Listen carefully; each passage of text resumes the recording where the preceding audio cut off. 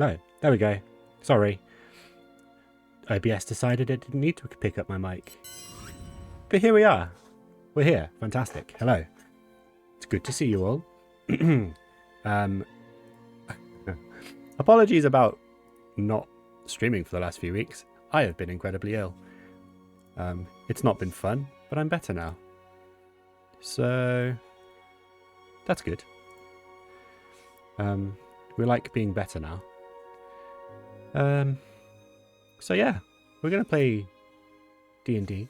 We're on Explore the Beyond Scales of Destiny, Season 2, Episode 3. An unintentional month-long break. Yeah, I'm hoping now that I'm better to start streaming again here and on my channel. I want to make it a point of doing that. So look out for that. Get hype. All the usual jazz. But for now, we will... Oh, thanks, Yathina. Appreciate that. For now, we will bring in the team and we will get going. Hello, team. Hello. Hello. Hello. Shall we play D&D? Yes. I think we should. I think we should too. Let's do that. Who is doing the recap? I am. Josh, do the recap for us. So, a month ago, we got attacked by Aqua's old crew on the Wind Sphere? Windsinger. What's it called? Wingsinger. And as it pulled up beside us, it made a loud whale noise that put fear into people, I believe it was. That's a whale. Or what? It stunned people, basically. And the people that weren't stunned got ready to fight. And as it pulled up the side, we got a bunch of people teleport over as if they all had Misty Step. And as the fight breaks out, Aqua tries to burn their ship down to the ground multiple times, and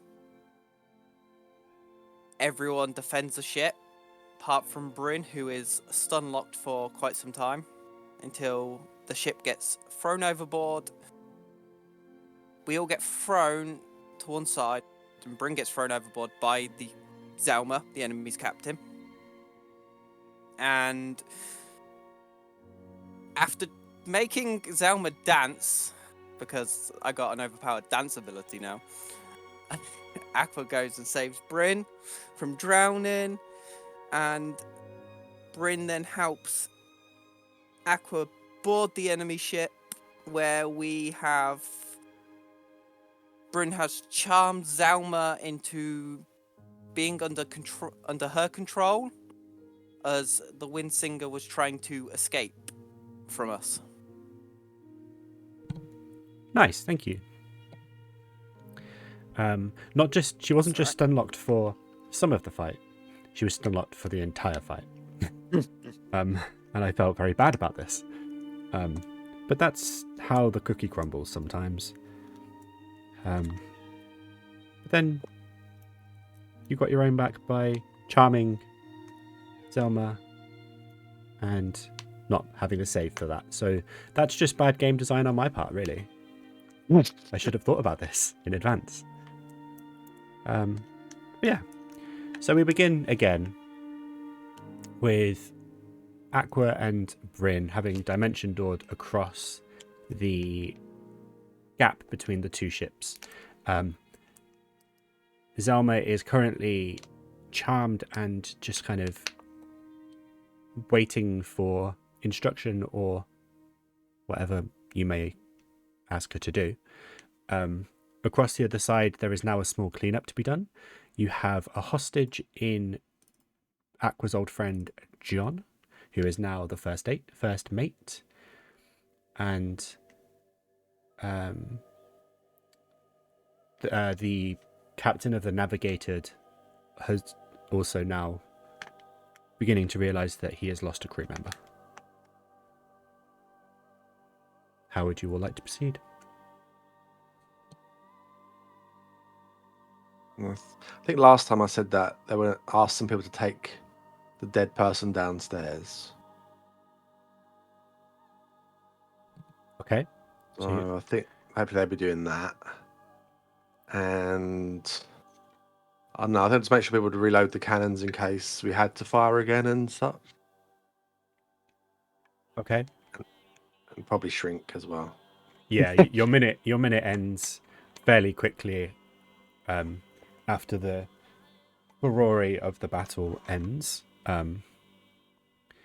So they manage to respectfully take the corpse of Lafretha back downstairs. So she's below deck. And then Snogloso and Glory. Wow. Like, my tongue is not working today, apparently. Like, words are not forming. They begin reloading all the cannons on the port side. Just in case of shenanigans. Aqua, your Warden of Balance, your Modron Guardian, is currently standing over John, keeping him in place. I believe he's unconscious. Yes. I believe so. And just being kind of maintained. Sköld, how about you? It was, yeah, quite a interesting battle. So I think I'm just going to be staying here and like trying to maintain the ship and make sure that it's not on fire, not leaking, everything along those lines. Because I don't know, I don't feel like going on an enemy ship. I'm very much ill at ease at being on a friendly ship. So Yes. just yeah, No, to that's help with the cleanup and everything like that. keeping away from the edge. Mm. Okay, makes sense. Makes Yes. sense. So while you're kind of helping dispose of the corpses and of the enemies, obviously, and getting rid of some of the blood and sort of detritus and damage that's happened to the ship, Ermengrout, the captain, is sort of conducting things, helping out where needed. Vic, you're kind of sort of putting yourself in charge a little bit of making sure that the cannons are reloaded, everything is ready just in case. And then we come across to Bryn and Aqua on the other side. I don't quite remember where we left off with the captain, but Bryn will just essentially stand there and wait for instructions from Aqua, because she knows that this is his old captain. This is essentially his old ship, so she just helped by charming her and just waiting for him to tell him what he wants to do with her, whether he wants to kill her, whether he wants to tie her up. That's up to him. Well, a lot of emotions are going through Aqua's head. He's not entirely sure on if he wants to kill her or not. It's a very... his own battle is going on, but he goes... Aqua will walk up to Zelma and... Zelma, what was worth stealing on that ship? The day I saved them people.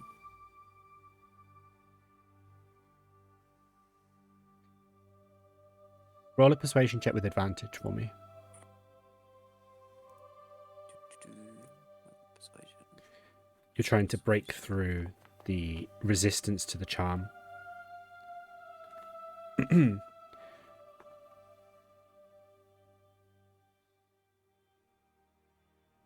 artifact.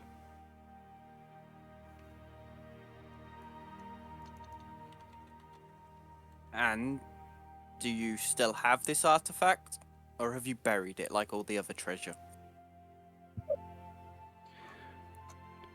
We delivered it to where it needed to go. Yeah. Talking to you's not gonna get me anywhere. Where's do you keep your map now? With all the locations of the treasures?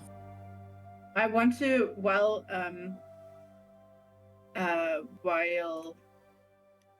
Aqua is saying that, I want to cast Zone of Truth around Okay. them. Okay.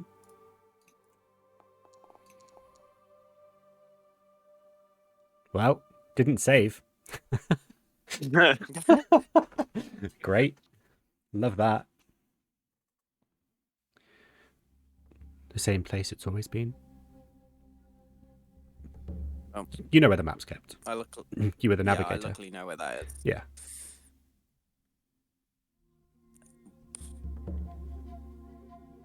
Are you going to go for the map, or are you going to stay put and keep asking questions?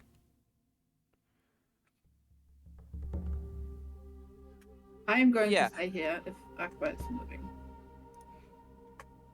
I'm gonna watch her, Bryn. She can be tricky, and then go off and grab where the maps are. Okay. It's easy enough. You go below deck, and sort of at the back of the ship, the stern, maybe at the back of the ship, there's two rooms. The captain's quarters is on the right, and it takes up 2/3 of the space, and then to the left of that is the navigation room, which is basically adjoins the captain's quarters, but also comes out onto the main common area of the ship. And within there, it's kind of illuminated by dancing lights that just sort of glide across the ceiling, which has always been a really kind of captivating sight, even in like the nastiest of conditions. So you spent a lot of time in here during your tenure aboard the ship, and it has a sort of naturally calming presence to it. And even inside, there's still a sort of sea breeze, and it's basically like a sensory deprivation room that seems to have sort of, those generic ocean sounds that you can get, that sort of sound of waves breaking against the beach and seagulls in the sky, and it's got that added with illusory droplets of salt water as well as a breeze. It's remarkably peaceful. Okay. It was always kind of it was always sort of thought of between the crew and other navigators previously that if the navigator is calm, then how could you go wrong in directions, and nothing has changed at all, except on the map, instead of the usual targets and previous targets that you've seen, there are now areas on the map that are basically as I showed you or sent you in that picture earlier. There's 7 designated places on the map that are marked 1 to 7 on each of the 4 tetradials, and a sort of key on top of the map describing what they found or what part of that, what is important enough about that place to potentially check it, although there is no detail on what is to be checked for. Okay. So, for example, that's the wrong chat. Please hold. So, for example, with number 1, for example, it's in the middle of Camblesia, or sort of to the western side of Camblesia, marked as 1, and it's attached to a sort of few lines of text, sort of scribbled in fairly like almost deliberately untidy writing that just says like cave near Cragmar, empty aside from a few squabbling goblin tribes. Did manage to procure a few small trinkets, but nothing else. It doesn't really tell you anything other than they didn't find what they wanted. And when I said there are 7, I meant there are 8. Because I can count, I promise. There's also 2 to 3 points that you can find of a new symbol, a sort of concave line diamond that kind of comes in on itself that seems to mark new stashes. Back in your day, there was a same kind of system with just different symbols, and different places that they were marked as. And there's also kind of crude drawings of some kind of sea monster, sea creature, variously dotted around Halias, the southern kingdom island, with spots cited written. All seems fairly rudimentary, but it doesn't really tell you anything other than they don't seem to have found what they're looking for yet.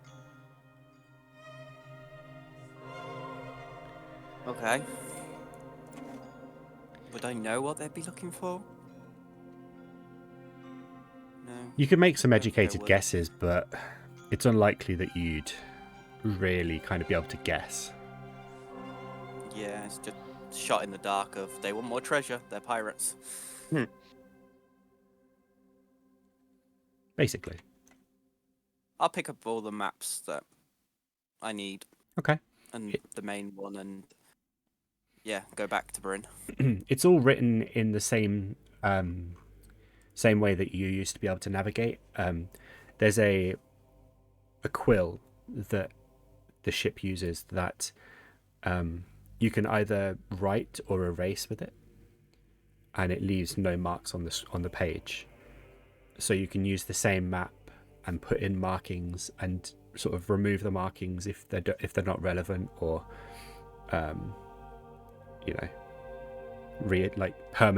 permanentificate. Yeah. Permanentificate them if they're necessarily permanent. Just made up a new word. That's the thing you did. You were all here.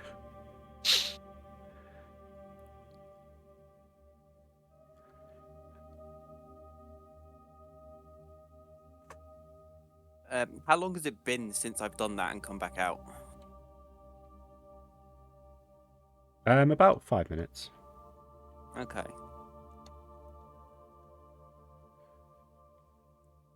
You're fairly adept at you know exactly where you were going, and just having a sort of browse over the pages wasn't too difficult for you.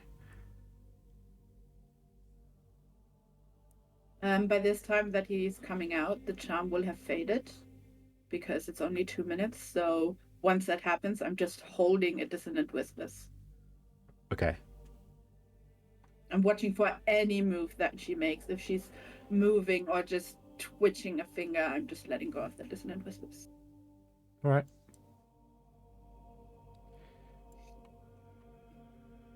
I believe the ships are detached because you are not next to each other. You are a few hundred feet ahead.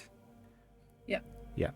Yeah, we made her stop when we immediately first charmed her. Yeah. You made her stop. And we Wow. dimension doored over. Yes. Okay.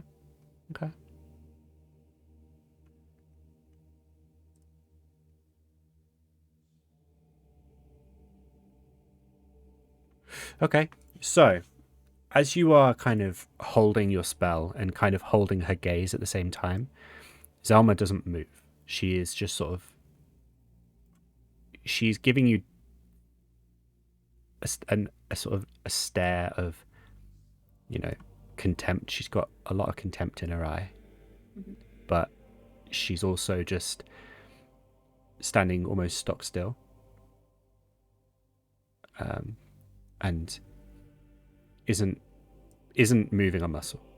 And when Aqua returns, her head just shifts to watch him return and walk back over, but then just turns back to you, Bryn. Mm-hmm. No words to accompany, or sort of any shift in body language that would potentially give a clue as to what she's thinking. It's all very... There's definite tension to it. Okay. I wouldn't have noticed if anything's changed, if she's not doing anything different, so... I'm gonna get some rope and go behind Zelma, like grab her hands and try and tie her up. Okay.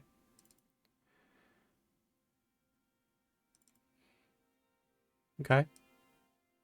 What sort of person is she? Is she essentially what race is she? Is she human?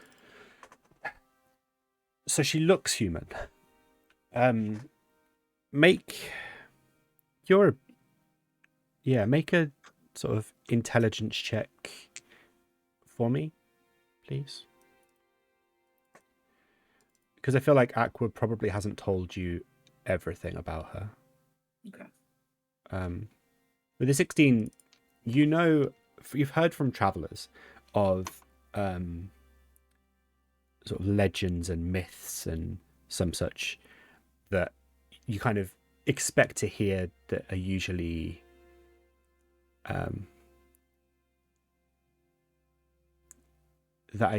kind of elaborated upon and just blown out of proportion. Mm-hmm. That happens with every story eventually. But you have heard of the Windsinger and you have heard of Zelma Rex, the captain. Mm-hmm. The moniker she's given, or the name she's most known by, is Zelma Immortal Rex. And allegedly has lived for hundreds of years captaining the Windsinger as a pirate on the open sea. With no king, no queen, no country behind her, just her own desires and whims.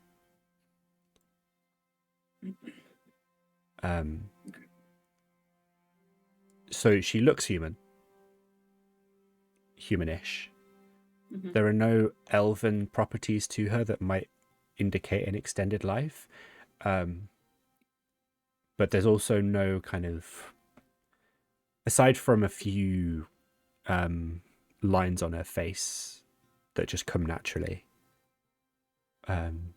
there's no indication of age really having touched her. You would probably place her in early to mid 30s at the oldest. Mm-hmm. Okay. All right. I unfortunately don't have detect magic. Otherwise, I would have checked if there's some sort of spell on her. But You already did dispel magic. Not dispel magic, detect magic. You did dispel magic earlier. On the ship, yes. Not on her. Oh yeah. That was a specific question that you asked. I always forget that dispel. I always forget that dispel magic is like not an aura. It's a sort of a specific thing. You asked that specific question. Are Yeah. you doing it on her? Are you doing it on the ship? And I said on the ship. Yeah, that's fair.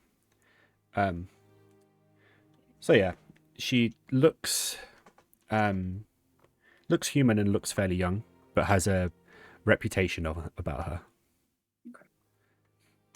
Okay. Aqua, as you go behind her to tie her up, you grab your rope from your pack and you come round, go to grab her arms, and I need you to roll a dexterity saving throw for me. Oh, okay.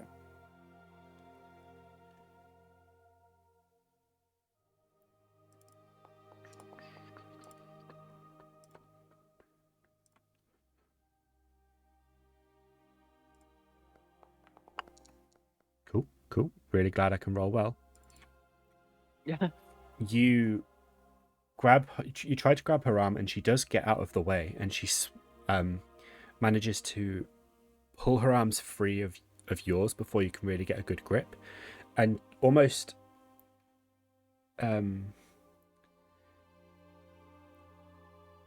turns ethereal for a moment as she sort of steps backwards through you.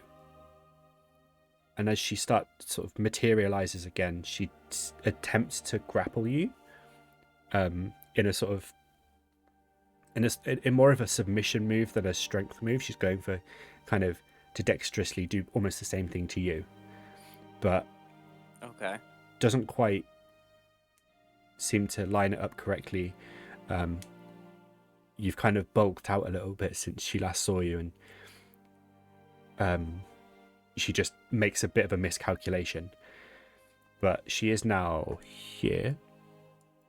As soon as that happens, Mhm. I'm gonna let my dissonant whispers go. Yes. Excuse me. Oh, like I should be with advantage, but I'll roll again. Never mind, she still fails. Roll for your damage. Wow. Oh, nice. All right, nice. Okay, it's basically max damage.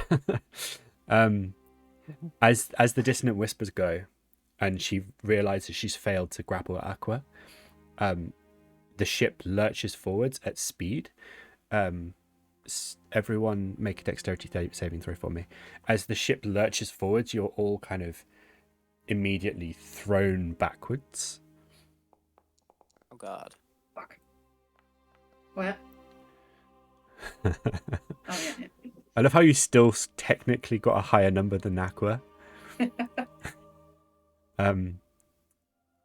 You're both thrown off your feet. Aqua, you're thrown into Bryn, which sends Bryn flying against a few barrels and random bits of burning cindery clutter that deals 1d6 bludgeoning, so 5 bludgeoning and 4 fire damage to you. Not from well, technically from Aqua, but so Bryn takes the 9. Aqua, you're fine. And Okay. then Aqua, you feel a familiar lurch under your feet as the ship is roaring forwards at a rate of knots. The Navigator, by the way, is just starting to catch up at this point, because we're 6 minutes into this encounter, so you're probably just about catching up. Actually, you may have caught up just as it starts, I guess. It's difficult to judge how long it takes to move. But then as the Windsinger takes off, the Navigator is just left behind in its spray. And then the lurch under your feet as the ship sort of quivers from side to side slightly and then starts descending. Descending underwater. Descending on the water. Aqua, you know this. You've experienced it twice in your life. Bryn, you wouldn't know this. But Okay. for the sake of explanation, Aqua, you know that currently the bottom of the ship is essentially dissolving into the water, and is as it dissolves, it's almost like when you put something in lava, it just dissolves down and down and down. That's what's happening to this now. It's like a bath bomb in a bath. The further down the ship gets, the more the water starts lapping over onto the deck. Zelma just stands there kind of leaning against the side rail. The two of you are just about recovering. As you get to your feet, the deck is now basically about a foot left before that starts dissolving too. It's happening quickly. I grab Aqua and I cast my last dimension door, my last level 4 spell. Okay. Level 4. Yeah. Oh, actually, not my last one. And I just say to the Navigator, and I dimension door over to the other ship. Okay. You don't quite get there. You fall. Well, it would be the other end. Like the equivalent of here. Because you're ever so slightly out of range. And for fairness, I will put you here just so that you're not immediately destroyed by the ship as it sails forwards. Aqua, as you sort of land, you land in the water, and you've got about a turn, so like 6 seconds, and Aqua just grabs you in return and just pulls you out of the way. And then as the ship comes sort of sailing past, he grabs hold. So you're now grappling onto a rope that's just hanging free on the port side. Starboard side. You'd be this side. Sorry. Did we see this? I guess we wouldn't see it from our point of view. It's just a teleport, right? You see the flash as it's fairly prominent. There's a sort of purpley blue flash of light, which is familiar because you've just seen her do it sort of a few minutes previously. But then you aren't looking in the right direction to see her or see them reappear down here. Okay. But what you can see is the Windsinger just dissolving into the water. It's literally the most surreal thing you ever see. It's almost like it's sanding itself against the water as it's flying forwards into nothingness.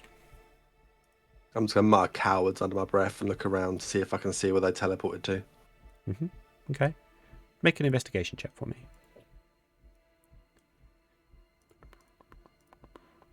That was cowards towards the ship, not them running away. I mean, it could go either way.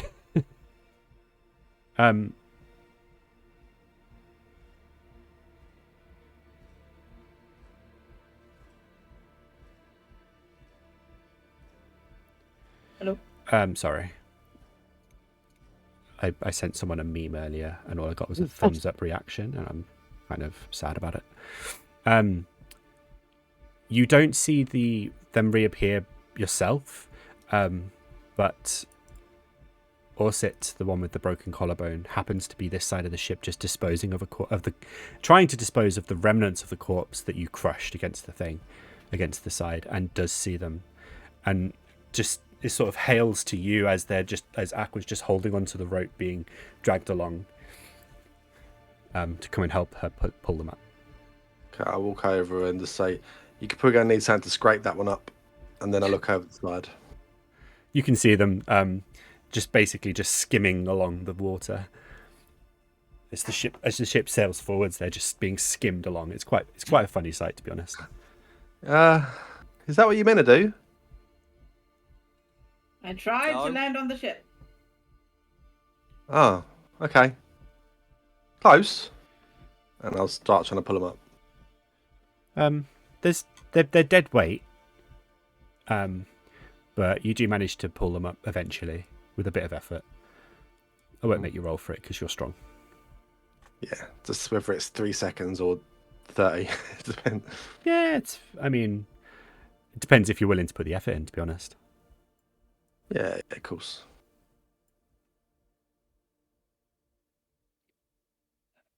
Cool. They are now back on the ship. Bryn is looking particularly drenched, having spent a lot of time in the sea recently. Aqua just looks like Aqua. Always wet. Always wet. I'm glistening. And glitter? Yes. Glitter boy. It's like, yeah. He's like a Twilight vampire, but just when he gets wet, he glistens. Mm-hmm. You're not wrong. You're not wrong. So what did you find out? Why didn't you kill her? That is a long story, Vic. She pretty much saved me and gave me a life in this world. I couldn't decide there and then if she deserved to die. She was about to take that life from you again. She was, but she's a pirate, and so was I.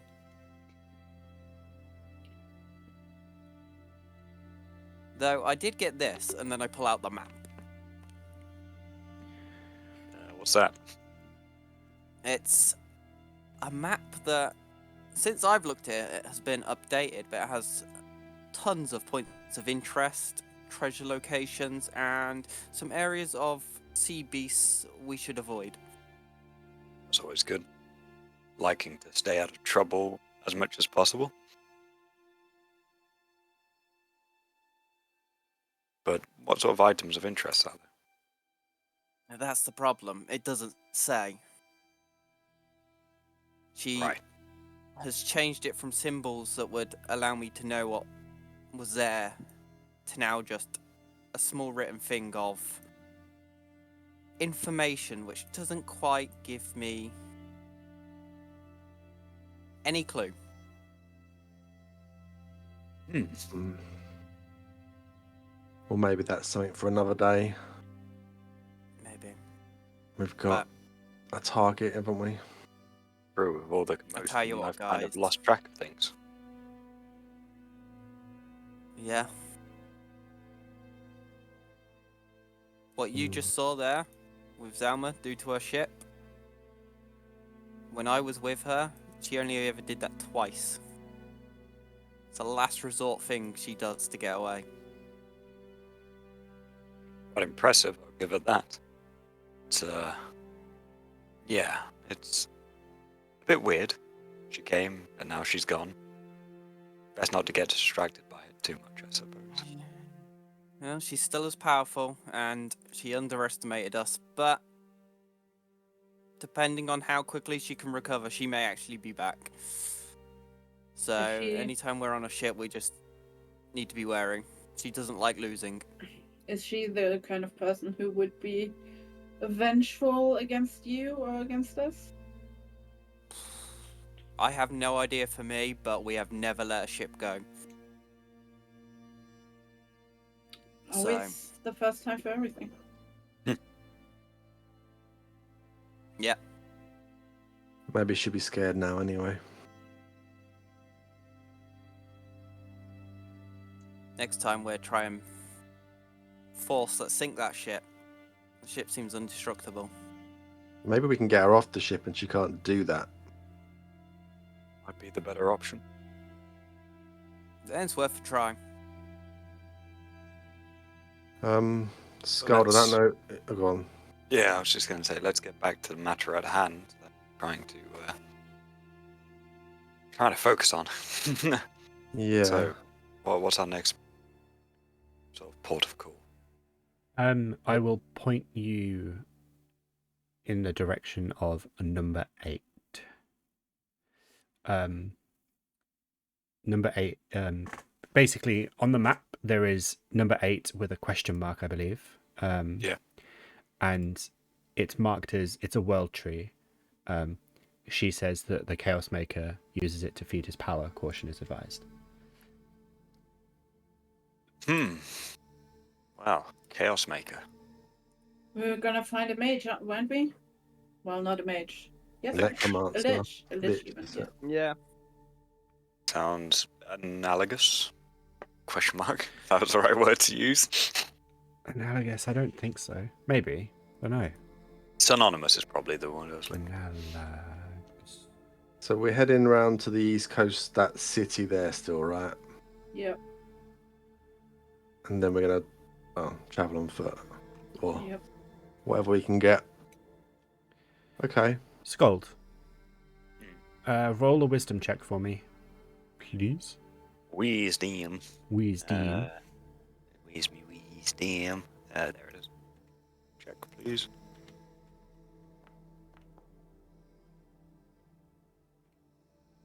Do you not have advantage on this? I don't know. Do I have it on these ones? I thought I only had it on the I think it's all mental checks. attributes. Is it all okay? Well, I'll take your word for it. Didn't need it. Well, you know, it's worth a try. Yeah. Yeah, it's all checks. All in like can't remember the word it's used. All sort of like intellect, wisdom, charisma checks. Okay. Because of your circlet. Alright, that's With a 17. World trees are something that, or the world tree, or world trees in plural. No one's quite sure.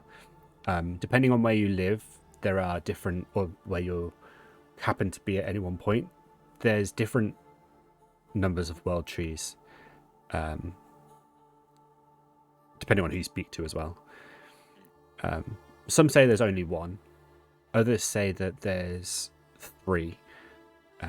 connected at various points of the world to help with the flow of magic. Potentially more. Scholars and people of wisdom tend to agree that there are at least 3. The one this would be referring to is slap bang in the middle of the jungle isle, which is where you're going. It's not the name, but where there's a huge inland sea with a lake, probably an island 10 to 15 miles long, that allegedly has one of these world trees on it. They are purported to have connections to different realms within them. There have been previous attempts by... Sorry, carry on.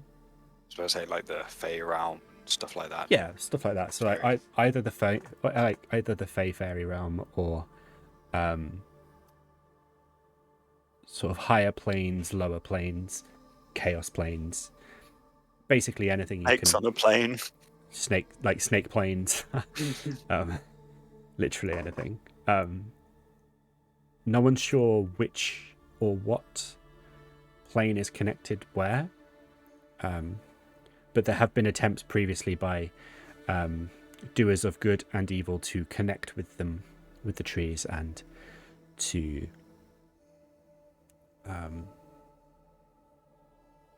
siphon power. They often have been thwarted or just unsuccessful. If a lich were to gain access to a world tree and siphon its power for something, it could potentially forego the need for souls.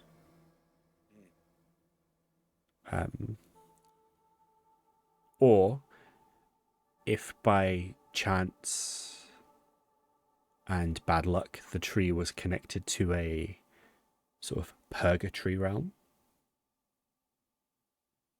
then that could be the source of souls.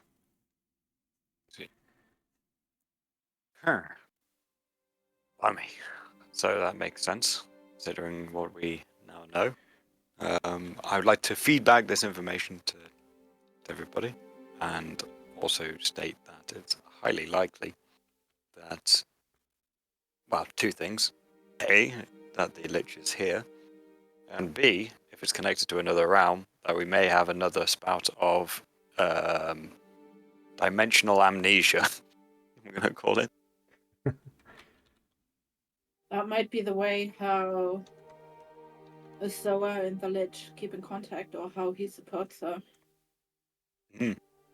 Seems to add It up. would explain his power increase recently. Maybe, did you say there was a rumor that there might be 2 other ones somewhere in the world?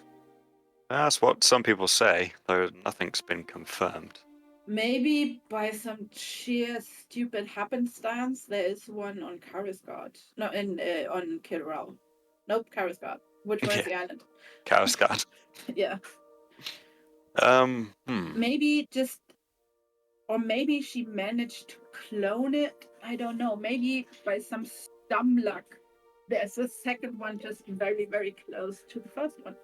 Well, it would have to be pretty hidden, I would have thought, because otherwise people would have known about it. So, Maybe it's in the volcano? there's weirder things that have happened, so can't discount it. Yeah. What does that mean for us? Destroy it? Get rid of it? Kill the Lich? All of the above? Probably best if we kill the Lich. I don't know what sort of ramifications destroying a world tree could have, but considering their power, I would assume maybe tied somehow to the stability of the world itself.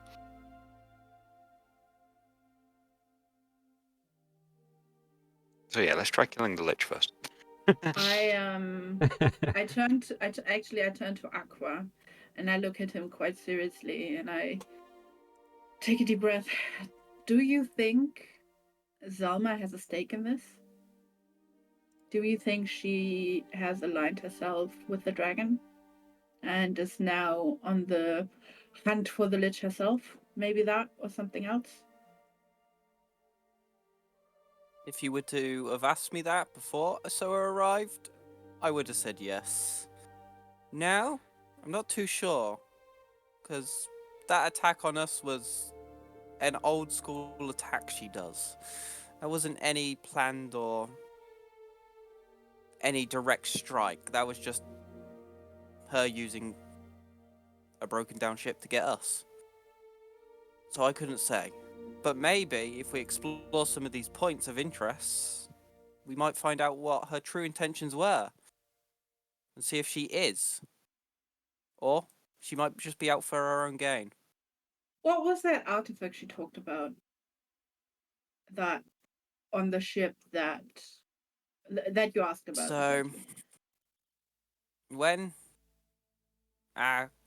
obviously not you, but our group first formed, I was part of Zelma's crew. And we attacked what was going to be a ship full of treasure. At the time, most of us didn't know it was going to be a civilian ship transporting this treasure. So,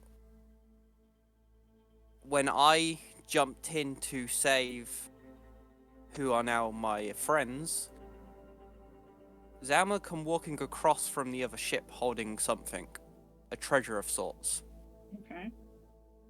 that we were told to get, but none of the crew ever was told what it was. Zelma was the only one that knew.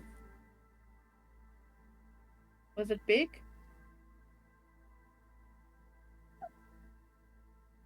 It's Was a it- decent, like, chest size. It was like a chest the size of someone's torso that she was carrying. Okay. A chest the size of someone's chest. Yeah, I don't want to say it like that, but yes. Okay. But you have no idea what it was. No, we were kept in the dark, and considering she was charmed and zoned of truth and still didn't tell me, she probably either really good at keeping secrets or didn't know herself. Or delivered it and someone wiped her memory?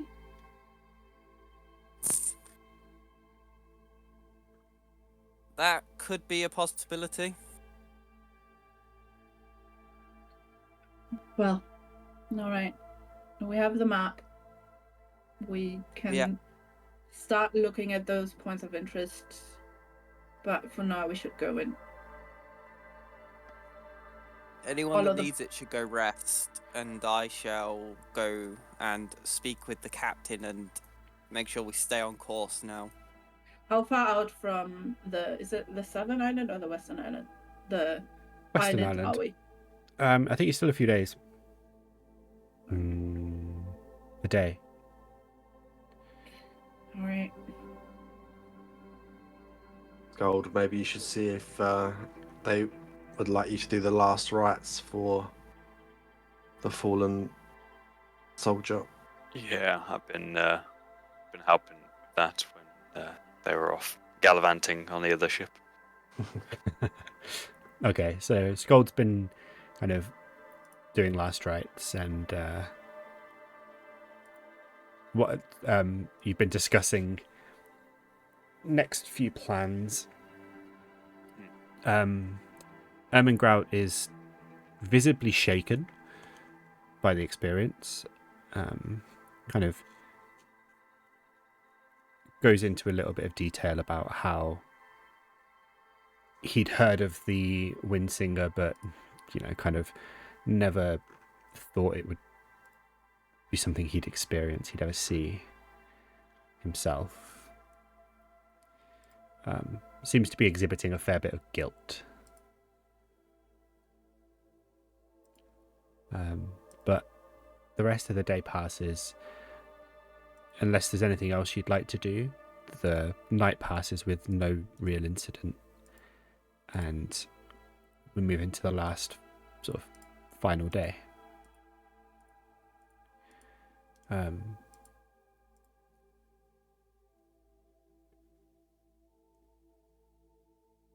yeah, I have to roll for that because it was on 0, wasn't it?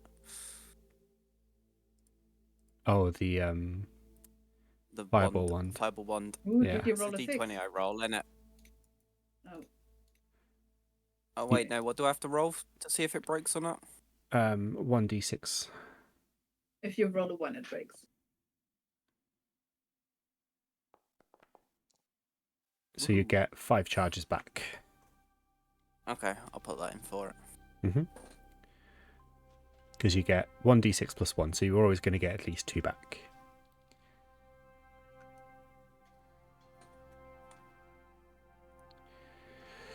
All right. See if I can find the right map. Nope. There we go. Okay, Aqua, I need you to roll a survival check for me, please. Okay.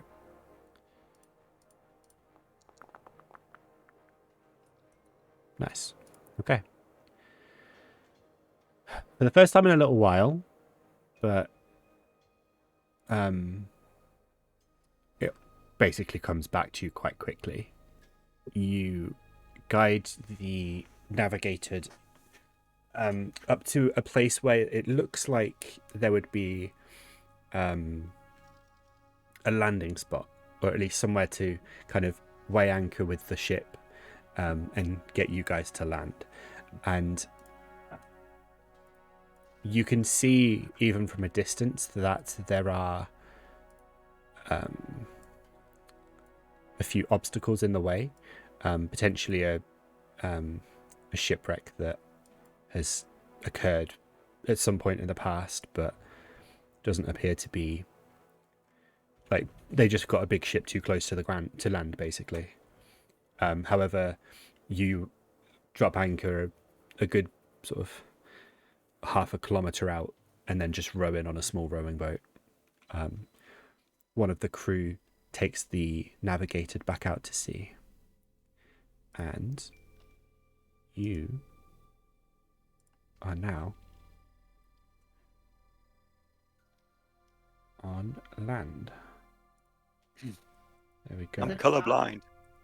Yeah, I don't know why it's dark. And I have no vision. God damn it, like, Or varying levels of blind. I don't understand how. The amount of times I change your guys' vision is ridiculous.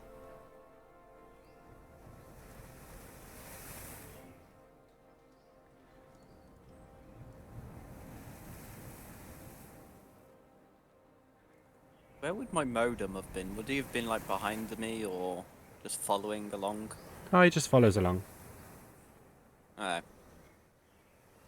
I will add him too. He's here. Cheers. Whatever we'll do without it. Right. Well, this looks interesting.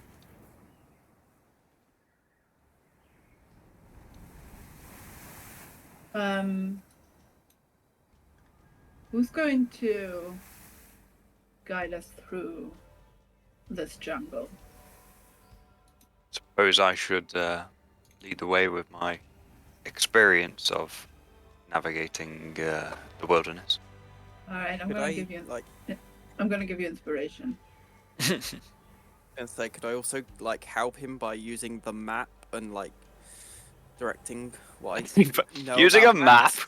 What is these newfangled? I know how to use a map to get to treasure, so I assume this would be the same. That's fair. That's fair. Almost like he is a literal navigator.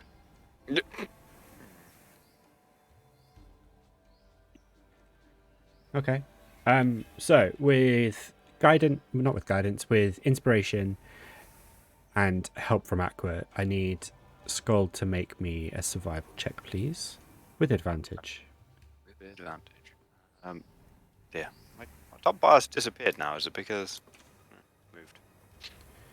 All right, do it the old-fashioned way.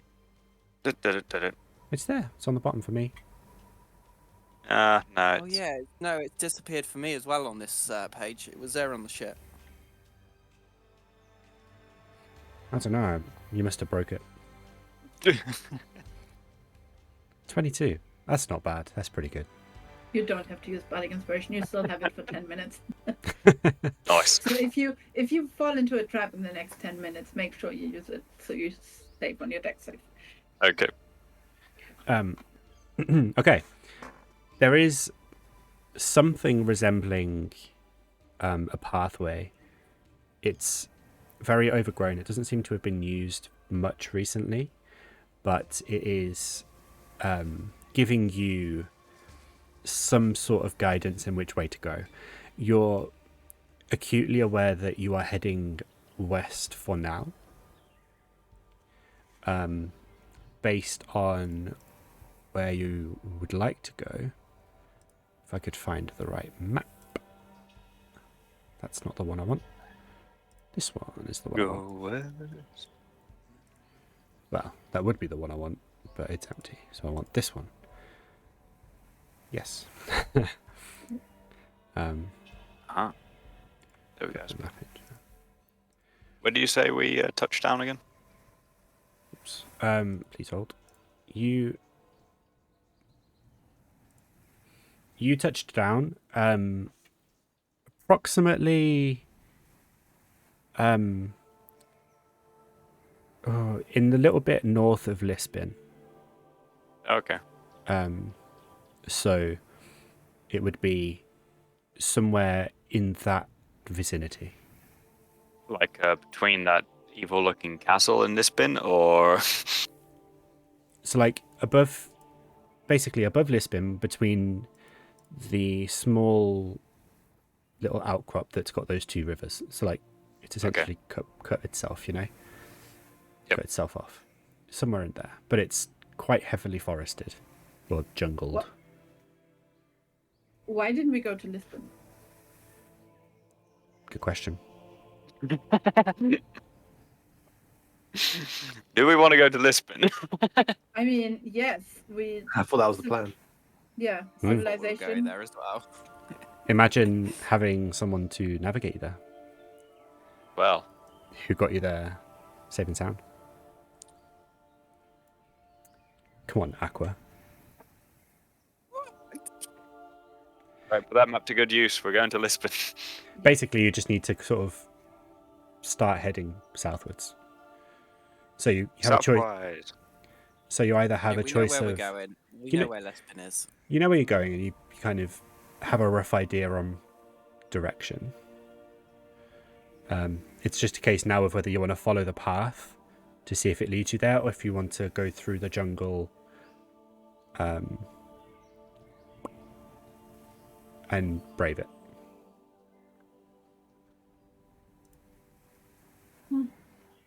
You know what? We'll take the path But no, yeah. for now, because we want to get a bit familiar with the place before we start getting acquainted with the wildlife.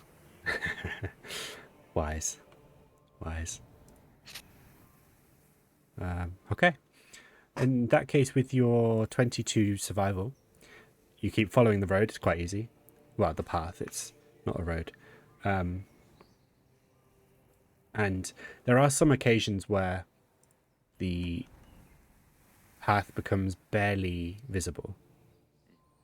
But with Aqua's aid and your fairly good, apparently very good tracking skills in general, you manage to keep hold of the trail and not lose it.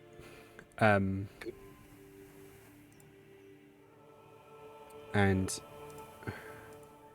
about 3 to 4 hours pass, and unless you want to do something in that time, it's just a fairly uneventful journey. Although jungle is not a particularly common stomping ground for any of you. So things like mosquitoes and other jungle wildlife. Like, it's unsettling. That's definitely one way to put it. There are noises and sounds in this place that just kind of go right through you. You know, it's pretty nasty.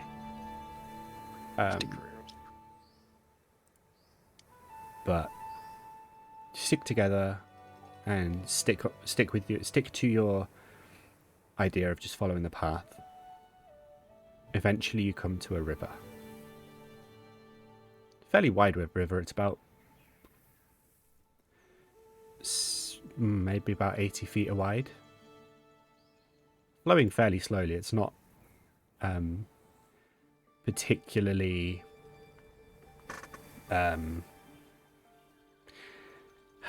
like violent in how fast it goes, but it is, you know, a challenge. It looks quite deep. It just looks like a fairly lazy running river.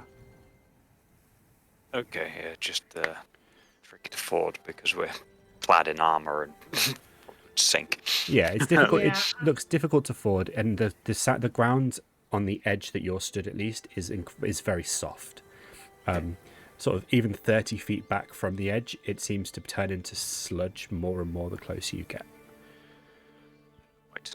Well, I suggest then we try and find a way to cross it while staying dry. Does anybody have any ideas? Maybe how big did you say the crossing was? About 80 feet. Oh, 80 feet. Yeah, ain't gonna be chopping down no tree. If we're looking south, are we looking over the river? Yes. Okay. So this is the. So Lisbon, according to the map, should be the other side of this river somewhere, right? You would imagine so, yeah. It seems a fairly good assumption to make. You can't see any sign of it, but there's probably just too many miles in between and a bit of built-up area, you know, like not built-up area, wooded area that just kind of blocks your sight. Bloody council flat right here in the middle of the countryside. Literally, it's just one big concrete block about, 77 stories high. Ugh. You've got washing hanging off the balconies, all sorts. Should we head west then, follow the river, and see if we can find a way to cross? Yeah, a narrow. Otherwise, if we don't, I can get us across.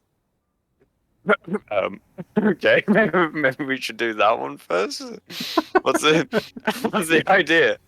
I have actually like 3 or 4 different ways to get us across.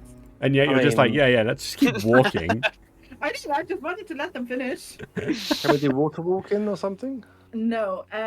So, Meglo, explain to me how polymorph works.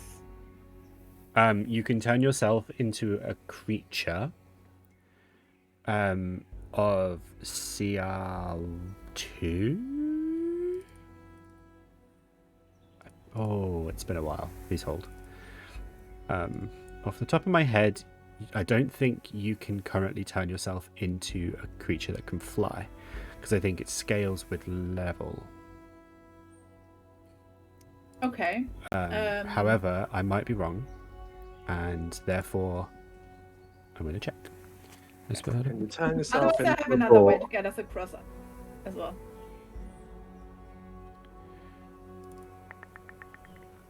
What did you say, Beerus? Then she can turn herself into a boat. Oh. You know what? A creature that you can see within range into a new form. An unwilling creature must make a wisdom save. The transformation lasts for the duration, which is an hour, or until the target drops to 0 hit points or dies. The new form can be any beast whose challenge rating is equal to or less than the target's level. That's 10. Yeah, so it would be the equal, whose challenge rating is equal to or less than the target's, or the target's level if it doesn't have a challenge rating. The target's game statistics, including mental ability scores, are replaced by the stats of the chosen beast. It retains its alignment and personality. So yeah, basically anything up to CR10 that's a beast. Essentially, I just want to turn myself into a giant eagle maybe a small dragon, something that can fly and carry them over, even if I have to do it one by one. It would have to be a beast. Wouldn't be a dragon or anything. Yeah, What about so- a whale? Uh, We could just swim across on the back. Or a giant turtle. ooh, that's a good idea. I like that. Giant turtle. So going from challenge rating 8 to 10, you could be a huge giant crab, a sperm whale, or a Tyrannosaurus Rex. Tyrannosaurus Rex. Known swimmers. Mm-hmm. If you turn it down to challenge rating 5 to 10, you've got Brontosaurus, giant ape, giant crocodile, giant shark, I'm huge gonna giant be a giant crab. crocodile. I'm gonna be reasonable and not be a dinosaur because I don't think Brent would know what a dinosaur is as much as I want to be a dinosaur. I'm gonna be Really? a giant crocodile, and then they can ride on my back, and I will take them across. You Or know, you're going to turn into a giant ape. challenge rating Just- 5 also lets you be a Triceratops. Giant No. snapping turtles only challenge rating 3. It's a beast. Yep, true. 12 feet diameter. No, I want to be a big crocodile. Okay. Are you sure you don't want to be a barnacle bass? I don't know what that is, but yes. No, not me, but it's from the Ghosts of Saltmarsh, so it's a thing. Maybe a camel, or like a cave badger. No. What Yeah, 'cause about? they're so good, known for their swimming abilities. Mm-hmm. What about a chimeric baboon? No. I can hold my breath for 30 minutes. I have an armor class of 14 and I have 85 hit points. And a swimming speed of 50 feet. Could be a dolphin. Wow. No, I want to be a Crocodile crocodile. are still more powerful than me. You could be an enormous tentacle. Just on its own. Just a tentacle. Huh. I'm not entirely sure how that Be works. the But weirdest log flume ride across. I'm just going through like all the beasts up to challenge rating 10. It's pretty wild. It's a wild ride. Do it at random. You could be a giant crayfish. I feel like you're set on giant crocodile. Okay. Yeah. Fine. Be boring. Be functional. Yeah, imagine doing something functional. And not just memey for the state of memes. Or Yeah, I sake thought of you were just memes. going to turn into a giant ape just to be like.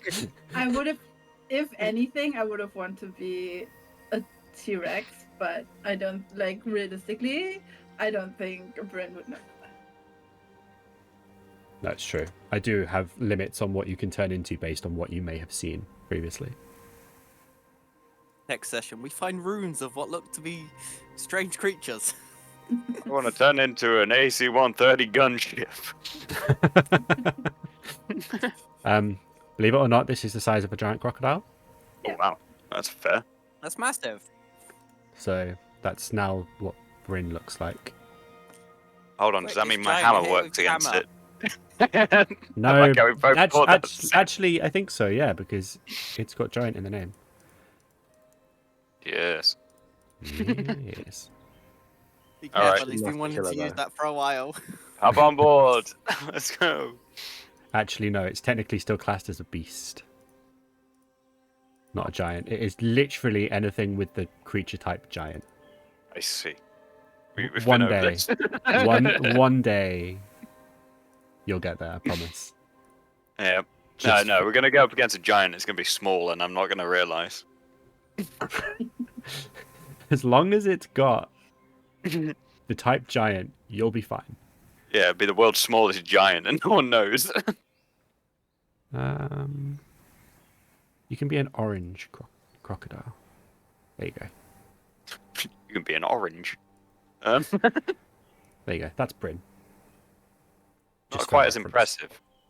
You know what? Don't. I mean, I don't think we could all fit. I No, sit in it the would have middle. to. It would have to be a 1-by-1 thing. Yeah, that's fine. You know but- that. You know that meme, not meme. You know that story of the farmer having a wolf, a head of lettuce, and a goat, and having to take them over the river one by one. Oh yes, Mhm. but there's something similar on here. This is what it's like right now. Yeah. I'll go first. Okay. So, Bryn, you managed to take Vic across quite easily. It's a bit of a strain, I think. I don't know what your strength is. 21. No, it's not. It's not a strain at all. Strength 21. I mean, you're almost as strong as Vic. So, while you can only carry him alone due to your size, you can carry him easily, regardless of weight. And you managed to get to the other side, Vic. The other side is just as soft and sludgy as. So basically, it's soft and sludgy both sides, and you can kind of see the silt just kind of being run off into the river itself. But that seems to facilitate growth. Everywhere is so well nutritioned. Do I have visibility for a bit? Can I walk to a point that's a bit more solid ground without losing vision of the others? Yeah. I mean, the trees aren't very close together. They're fairly far apart, so you can easily. The trees and vegetation are to the point where you could see through and past. Okay. So yeah, I'll just go a bit further in, just so my feet are a bit more steady in the ground. Make a perception check as well for me, just with your passive perception and everything like that. Okay. Okay, nice. 19. You are functionally aware at pretty much all times where any sort of big enough to notice wildlife is, and you're kind of subconsciously keeping track of them, because these are things that you've never seen before, so you're naturally, or at least, well, I'm not presuming, but, you know, there's a fair chance that you're a bit suspicious of them. Yeah, that's why I wanted to go first, in case. That makes sense. So, next up is whomstever you want to take next. I think I'll probably go past being the most dubious of watercraft. Okay. Aqua then. I'll take. Ironically, Aqua doesn't actually need to be carried. He can swim. Oh yeah. I'll carry him anyway. I insist. You just see Aqua like jumping like a child, as if it's like one of them. What are them weird machines that you put in like a pound and they just rock back and forth? He like wants to ride it. It's like a child again. I bet you can't do a handstand while you're going across though. Yeah, if only he heard that, because Vic's on the other side and he's not hearing. I was tempted to try to surf you across, but I was like, no, I've got heavy armor on. I'm just going to be sensible. It's not worth the risk this getting time. on and just enjoying the view, as I don't have to swim for once. Okay, nice. You make it across perfectly fine. Enjoying the ride. And then Bryn, you go back for Sköld. Cute. Oh, you could have been a giant dragonfly. Missed opportunity. I don't like dragonflies.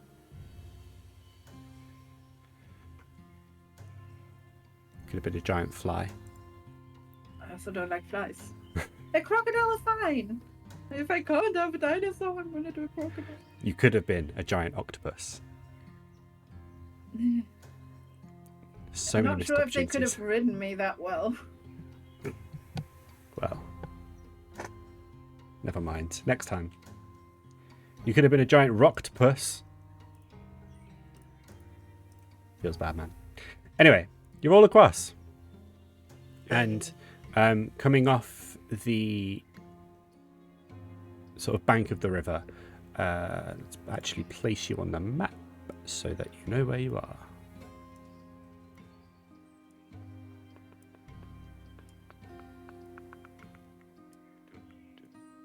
Sorry, I remembered to add you before I activated the map, but then still took time. There is now a road going you're going south, so that would be east, west, further south. Guess we're heading south now, right? Yeah, it is. The city? Yeah, If further that south, is so- indeed south. I'm just spin around a few times. Make a survival check for me. Yeah, it's probably best to. Advantage. Okay. Now, Vic, you make a survival check for me. Hmm. Can I do it at disadvantage because I'll spin around in circles? If you want.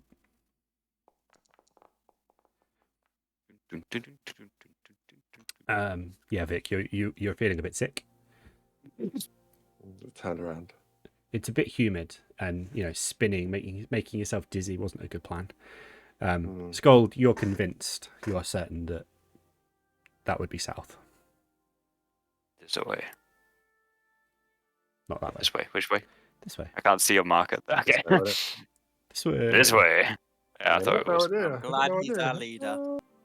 He's so good at his job. He definitely knows what he's doing. Hey.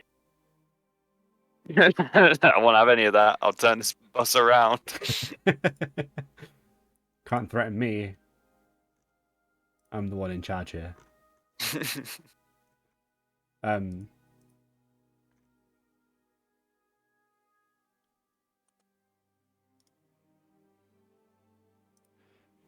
Okay, so continuing on your travels. With your 17 Sköld,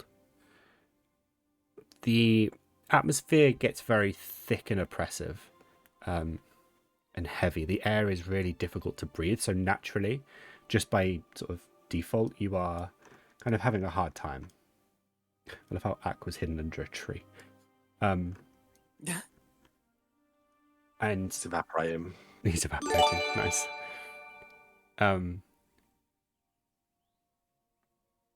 The road is fairly solid and compact. There's just a lot of sort of natural growth that's sort of encroaching, and it makes it kind of difficult. There are some of the shrubs and plants that are quite itchy, and if they touch your bare skin, they do cause rashes quite quickly. Is anyone proficient with nature? Don't think Not me. so. May have a gander. No. No. Okay, cool. Never mind then. All itchy. Just itchy, so itchy. Okay. Continuing on. It's starting to get quite late. You've been traveling for about 8 hours at this point, so it is getting to the end of the traveling day. But judging by the map, you shouldn't be too far away from Lisbon if you wanted to continue. So if you slowed down your pace a little bit, you might be able to make it without incurring exhaustion just by virtue of, traveling slowly. Try not to overexert yourself too quickly. Yeah, we'll do that. Keep Okay. going. Yeah, it's best because we're in an unknown land and. Have you got any idea Go what the on a humidity would do to the ambush. tent? He's not wrong. He's not wrong. Okay, so continuing on, but following the road, another hour and a half passes, and at this point it's getting very dark. Those of you with dark vision, even for you, you're struggling to see. Mainly because the vibrancy of the greens and the colors of the shrubs and plants in general just completely evaporates at night. Almost, you can literally see it happening. It's almost like the sun going down seems to take the color with it. So it's already kind of grayscale-y. And then the dark vision added on top of that is just another level of grayscale. So it's just sort of like blacks on blacks almost. Not really. It sort of takes away any sense of depth. Well, considering those that don't have night vision. How are you feeling, Aqua? I'm between you and Vic, so I'm good.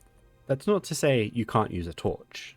I mean, that's still an option, especially as it gets dark for even those with dark vision. Yes. Every time I've tried to use light in this scenario, we've always been ambushed, attacked, or something's gone wrong. So, Burnt the forest I now. I just hope that as long as someone's in front of me and someone's behind me, I'll stay walking in that path. Okay. Okay. Nice. I no longer have well, I do have it, but I haven't got my glowy sword anymore. Strictly, not attuned anyway. So Does it only glow when it's attuned?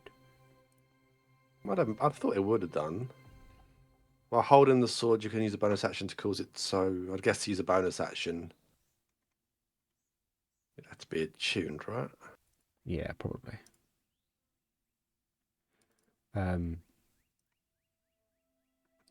Imagine being a spellcaster with like light or anything. Dancing lights or something. Dancing lights, Aqua.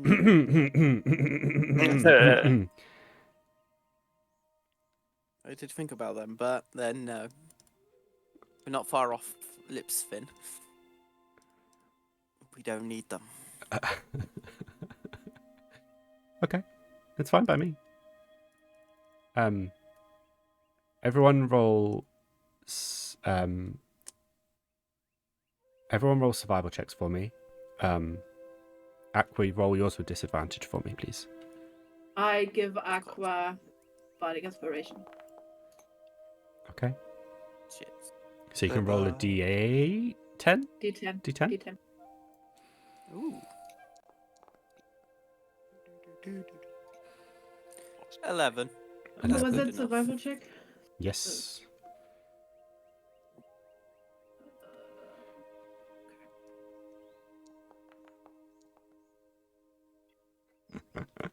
Sköld, being at the front, you notice that there's a root that's broken through the compact ground and managed to step over it. Aqua, however, does not. Which kind of leads into Vic. As Aqua trips, you trip on Aqua. And Bryn, there isn't enough time for you to react. So as Vic falls, you kind of trip over him and fall as well. So Aqua, you're at the bottom of a dog pile of Vic and Bryn. I'm the meat in the sandwich. You're the meat in the sandwich.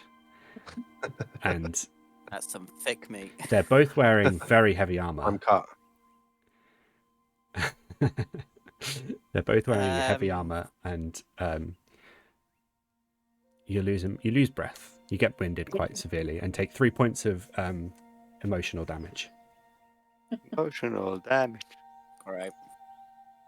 I'll roll off.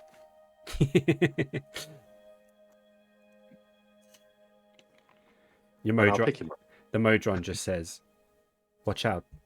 There's a root."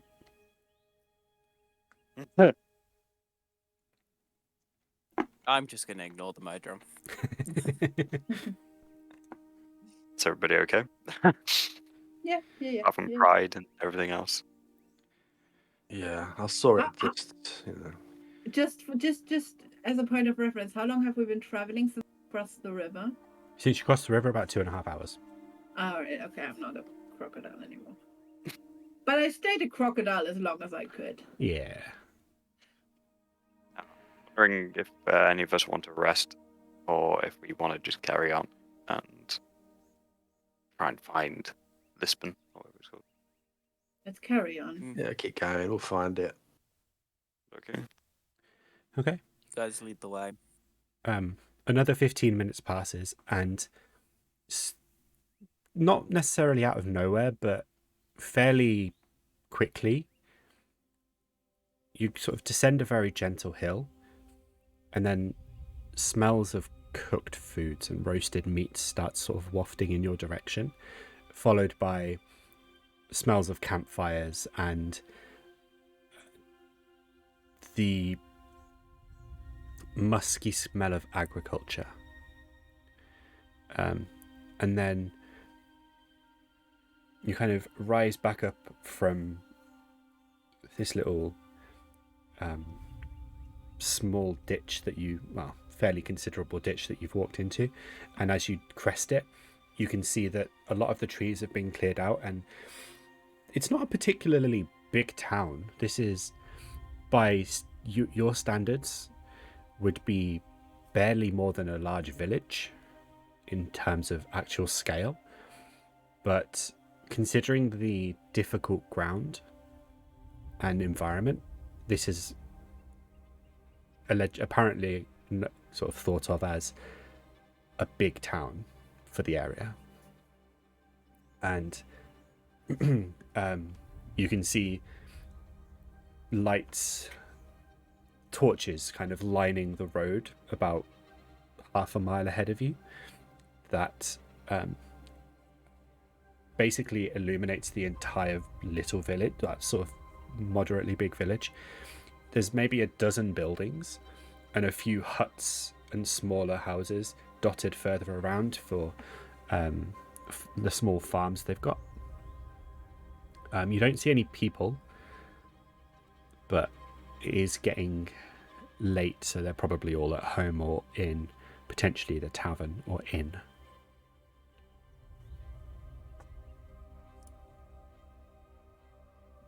Okay, I suppose we best get somewhere to sleep for the night, and then we can explore in the morning. Yeah, explore and I guess information, maybe even a guide. Yeah, Vic, I think you should lead the group. Why? You're the prettiest. Okay. I'm not the most charming though. Doesn't matter. You're the prettiest and most intimidating. What do you mean? You're the best at getting deals, like, out of everyone. Yeah, he's had time to reflect, and although he knows the deals, he knows that sometimes he can come across a bit, I don't know, a bit too hard sometimes maybe. Okay, sure. Suspicious. I push him forward a little bit and I give him bardic inspiration. Okay. I mean, I don't need the survival check now. I'm guessing because of the lit up roads anyway. So Yeah, It's not necessarily for a survival check. I know. I'm just gonna point out and be like, "There he is, guys," and then carry on walking ahead. all right. You make it into the sort of big village, and if you just imagine, instead of cobblestones, it's dirt. No doubt I'm gonna have to give you all vision again because Jesus. Yep. It's a bit dark. I have like a few spotlights. Is it actually dark? Wow. It should be. No, Yeah. Dark outside? vision. Okay. Yes, it's dark. Oh yeah. I'm just gonna give you all basic vision because. Mm. And, there we go. So yeah, instead of cobblestone, it's dirt road through, and at the end of this road there is a dead end, just sort of small market stalls. Okay. But the Is houses, there anyone around? there are 3 people that you can see. The houses and buildings that are built up on stilts, so they've all got some form of decking around them. And you can see on the building up here, there is someone kind of sweeping up on the decking. This building here has someone kind of doing last close down on what looks to be some kind of greengrocer, and then you see someone up at the top end up here just walking down an alleyway. But there's not much in the way of movement. You can hear chatter and talking in the buildings, like people who are either closing down shops inside for the night or are just talking amongst themselves. It's not abandoned, and it doesn't seem sort of an unpleasant place to be. You know, there's no kind of hostility or anything like that. It seems fairly hospitable for where you are. Okay. I want to go down to this person over here Okay. by the shop and like any. I follow him No. closely, by the way. Okay. Okay. Hi. Is there anywhere like a group of nature enjoyers could stay for the night? As the person turns around, you can see that they top out at about 4'3". They're quite small, and they have sort of just past shoulder length hair that seems neatly trimmed and cut, but it has a sort of an almost greasiness to it that kind of makes it clump, and so it looks thinner than it actually is. As they turn around, their skin is very sort of clammy. It's moist. There's sort of a layer of like a sheen of sweat over it at all times that seems to kind of have bloated the face and all sort of exposed skin. So you can see it on the hands. The hands seem to be swollen. The neck and the face and like in general are swollen. But they turn around and they seem taken aback by the four strangers and the weird flying metal creature. But as they turn, there's a sort of a fairly welcoming smile with teeth that seem to be tinged a weird colour, but you can't quite tell in the strange light of the fire torches and darkness. And they kind of, again, they look you up and down and then, welcome. If you're looking to stay, there is a welcome house just around the corner for visitors and strangers alike. Yes. Thanks. And sorry, go ahead. We don't get many visitors here, though. There's a lot of nature around here, and I guess I don't know, there's a lot to offer potentially. I don't know. We do have an unusual climate here. Yes.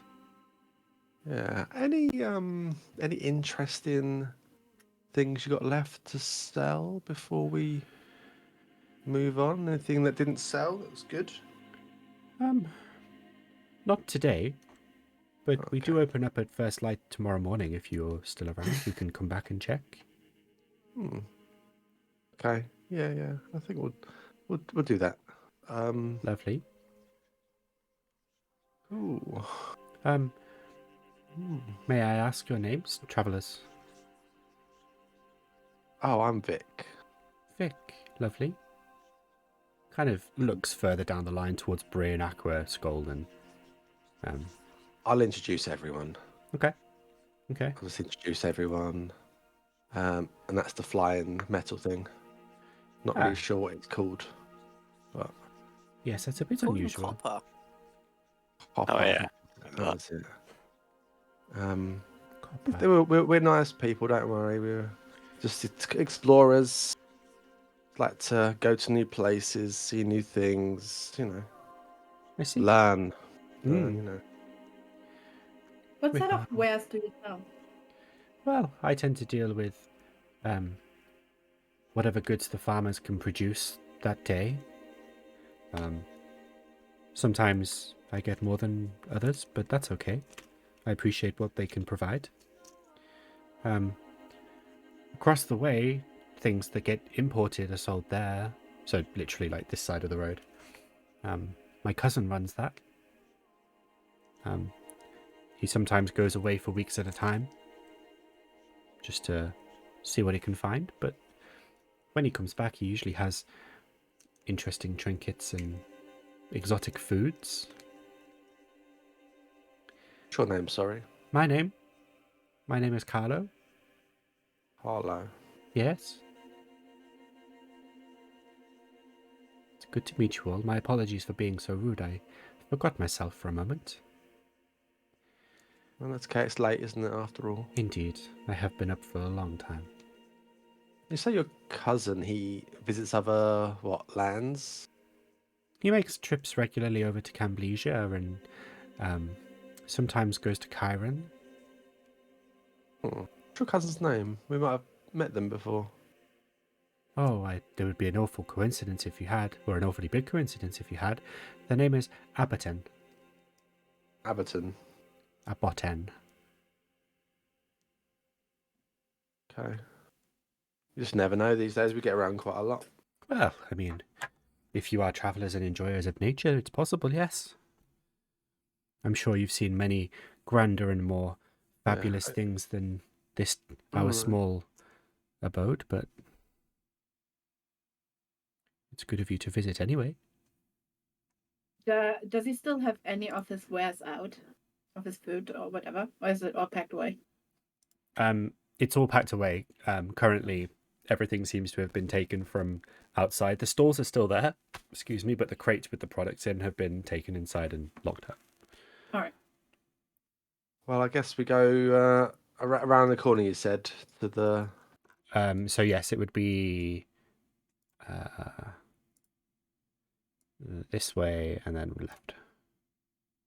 Okay. Well, hopefully they're still doing dinner. Oh, they've always got something ready to be cooked up for new people. Just in case, you know. Fantastic. Okay. Well, have a good night. You too. Goodbye. Bye. Bye. See, I tried to be polite that time. Did it work okay? Yeah, you did very well. You didn't even need my help. I'm impressed. I'm getting there. Is it this way or... Yeah, that way. Okay.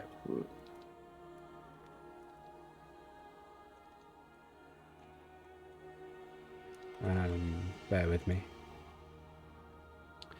Then we go to the right thing and we press this button. Oh. Nope. Nope, that one. There we go. Everyone here? Yes. Mhm. Yes. Cool. Mm-hmm. I'm never quite sure. I mean, I'm blind as a bat, so. Yes, I It's know. this way. Turning the corner, there's ahead of you is the biggest building in the town by far. Not necessarily in height, but definitely in sort of overall scale. You approach, and the sort of front door that you're at now is not locked. It's closed but not locked. And it sort of takes you into a fairly cozy porch, sort of almost conservatory-esque type place.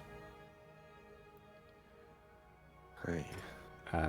This door also unlocked. Just close it on everyone else. Just nope, sorry, not today.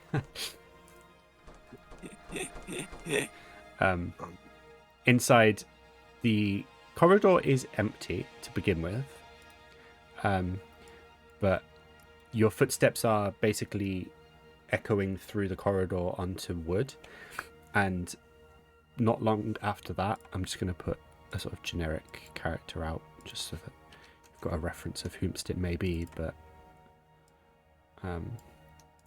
so from this door, this character, like, sort of similarly built, quite small in stature, quite close to Bryn in size, barely breaking 4 foot. Seems human though, like it just seems to be a it's like some kind of deficiency in diet or nutrition doesn't let them grow to full size. Bryn and Sköld, obviously, you're both dwarves. Good job, mate.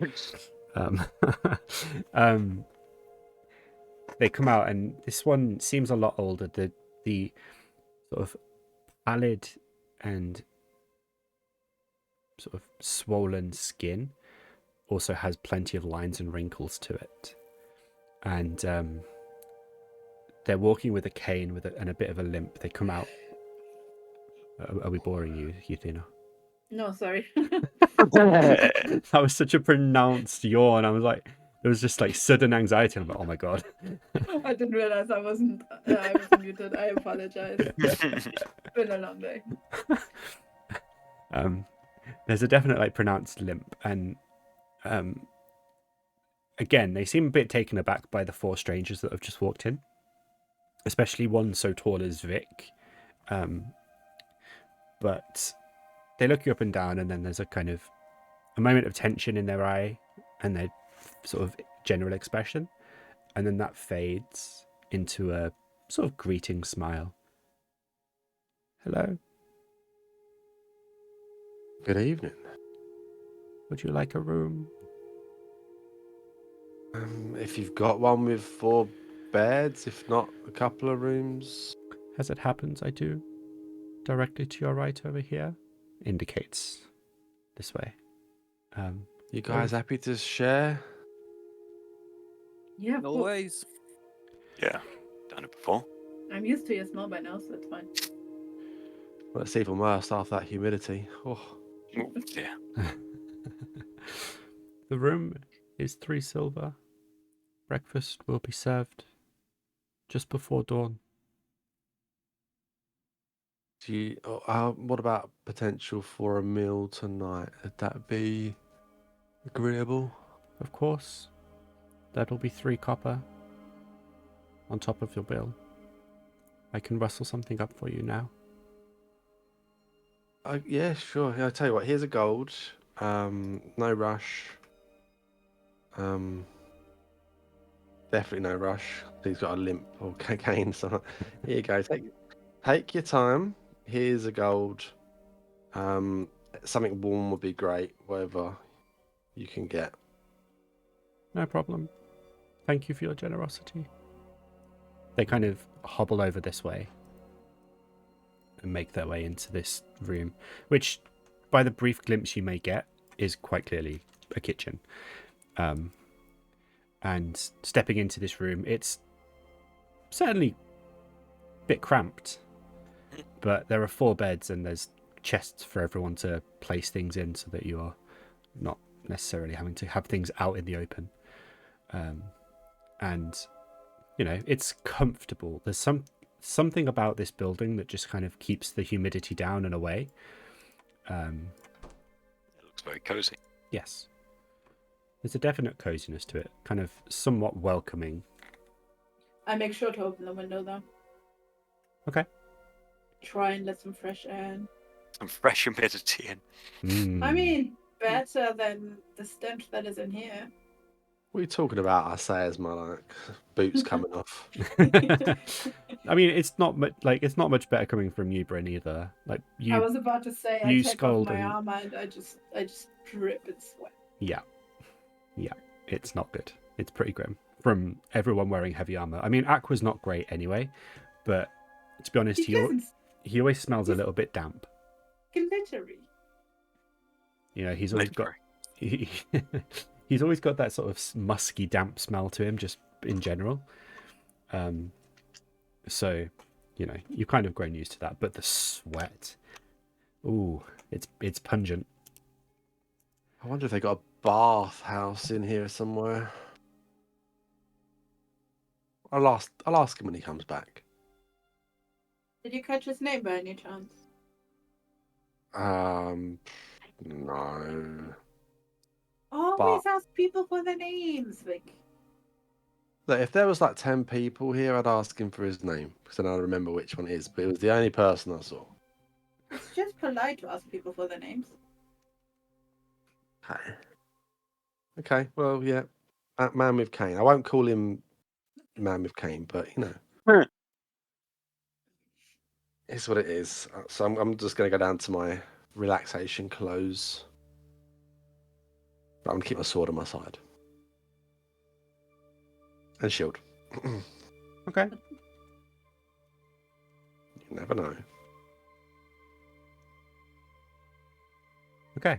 About half an hour passes of you just sort of getting yourselves, you know, dressed comfortably instead of for travel, and arranging everything. And then there's a soft knock at the door, literally just barely a whisper of a tap, and you just hear through the door, very faintly, "Dinner is served in the dining room, if you wish to attend." And then Like someone lapping some sliced meat against the door. basically what it sounds like, yeah. And then there's like a soft brushing sound against the floor as you can hear the person walk away. Okay, let's go then, I guess. Yeah, sure. You guys go. I don't need anything at the moment. I'm going to sort out my cards. The need for mead. Okay, but we're gonna play dice, maybe. Oh yes. Don't think Bryn's played dice with us before. I haven't. I always Uh, win. Yes. I Always. see. I Right. don't think I've won one. I think you have, actually. I think you have won one. I might have won one, actually, yeah. Out of about 20 or 10. Yeah. And then there's So, yeah. then there's hundreds of losses off screen. Okay. Your host is over in this corner, and there's a trolley that does have 4 plates arranged. All the plates are empty, but underneath on shelves there are platters of food. Nothing overly heavy or fancy. It is fairly simple meal that's been made up, but it seems to be more of a light supper than a hefty heavy dinner.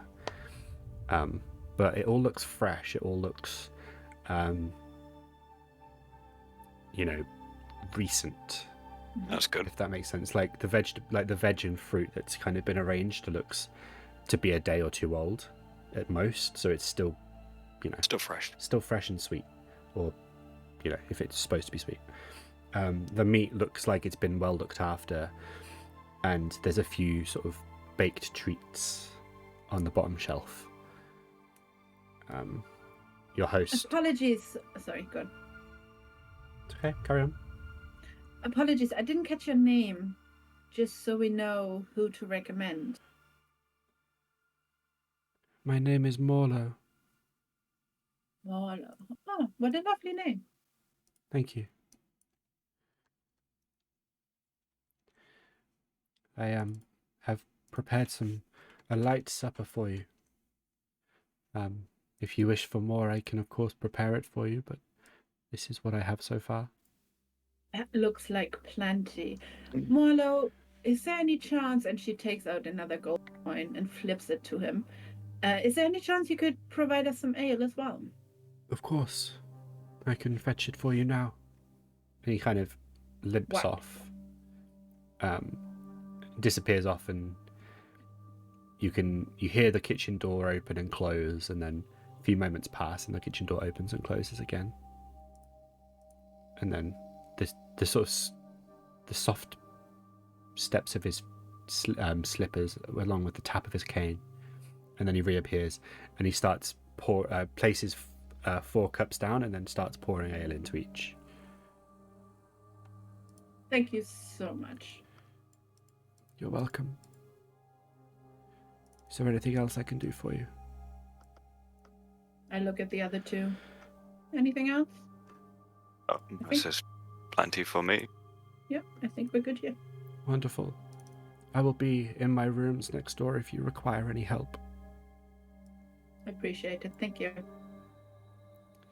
He sort of walks off. Get a plate. Yeah. Same. A mixture of everything, I think. With like a baked treat for afters. Naturally. I'm surprised that Aqua doesn't want anything. We can bring us something back to the room. We can eat there. Mm. Maybe he's still exhausted from the travel, and maybe he's still a little bit weirded out by the encounter with his former captain. Maybe. Maybe it was a former lover as well. Oh, do you think? Same thing going on between them? I don't know. Another reason why they wouldn't have killed him, maybe. Maybe. You got Mm. Stockholm syndrome, you know, and you just been around people for so long. Doesn't matter how bad they are, you get a connection to them. I mean, they were friends, weren't they? He was part of a crew, so didn't necessarily have to be Stockholm syndrome. Just admiration. True, but you know, people change for the worse as much as for the better. So I don't know if the same person is there that she once was, but I suppose pirates are pirates. Can't expect too much from them morally. Yeah. So maybe Aqua's stealing our stuff right now, is what you're saying. He did bring that map back with him, so Yeah, that'd be interesting. Be nice to do some exploring of those points of interest. Yeah, I think that, well, it's good to have as a bearing in case we need to go anywhere near those points of interest. I don't think we should get distracted from it. No, not yet. Helped. maybe it's not a distraction if they're connected. Well, that's true. And they have to be on there for a reason. Maybe they are connected in some way. And didn't Aqua say something about some sort of sea dragon once we met up again? Maybe those weird marks on there, that creature that was hastily drawn on there. Maybe that's the sea dragon. I suppose people who go, you know, across the sea on a regular basis, they must know where these certain sea dragons or monsters lie. There's bound to be some absolutely terrifying things lying around. Yeah. Be good to avoid it. Yeah, last time was a bit touch and go, wasn't it? Yeah. What happened last time? We got attacked by one of them, and we just about managed to make it away, I believe. By Well, we did. sea dragon? I believe. Well, I believe it was just about. You know, it was quite an interesting fight. It kind of like left us after a while. After one of our previous colleague used a potion to turn into a dragon. Colleague?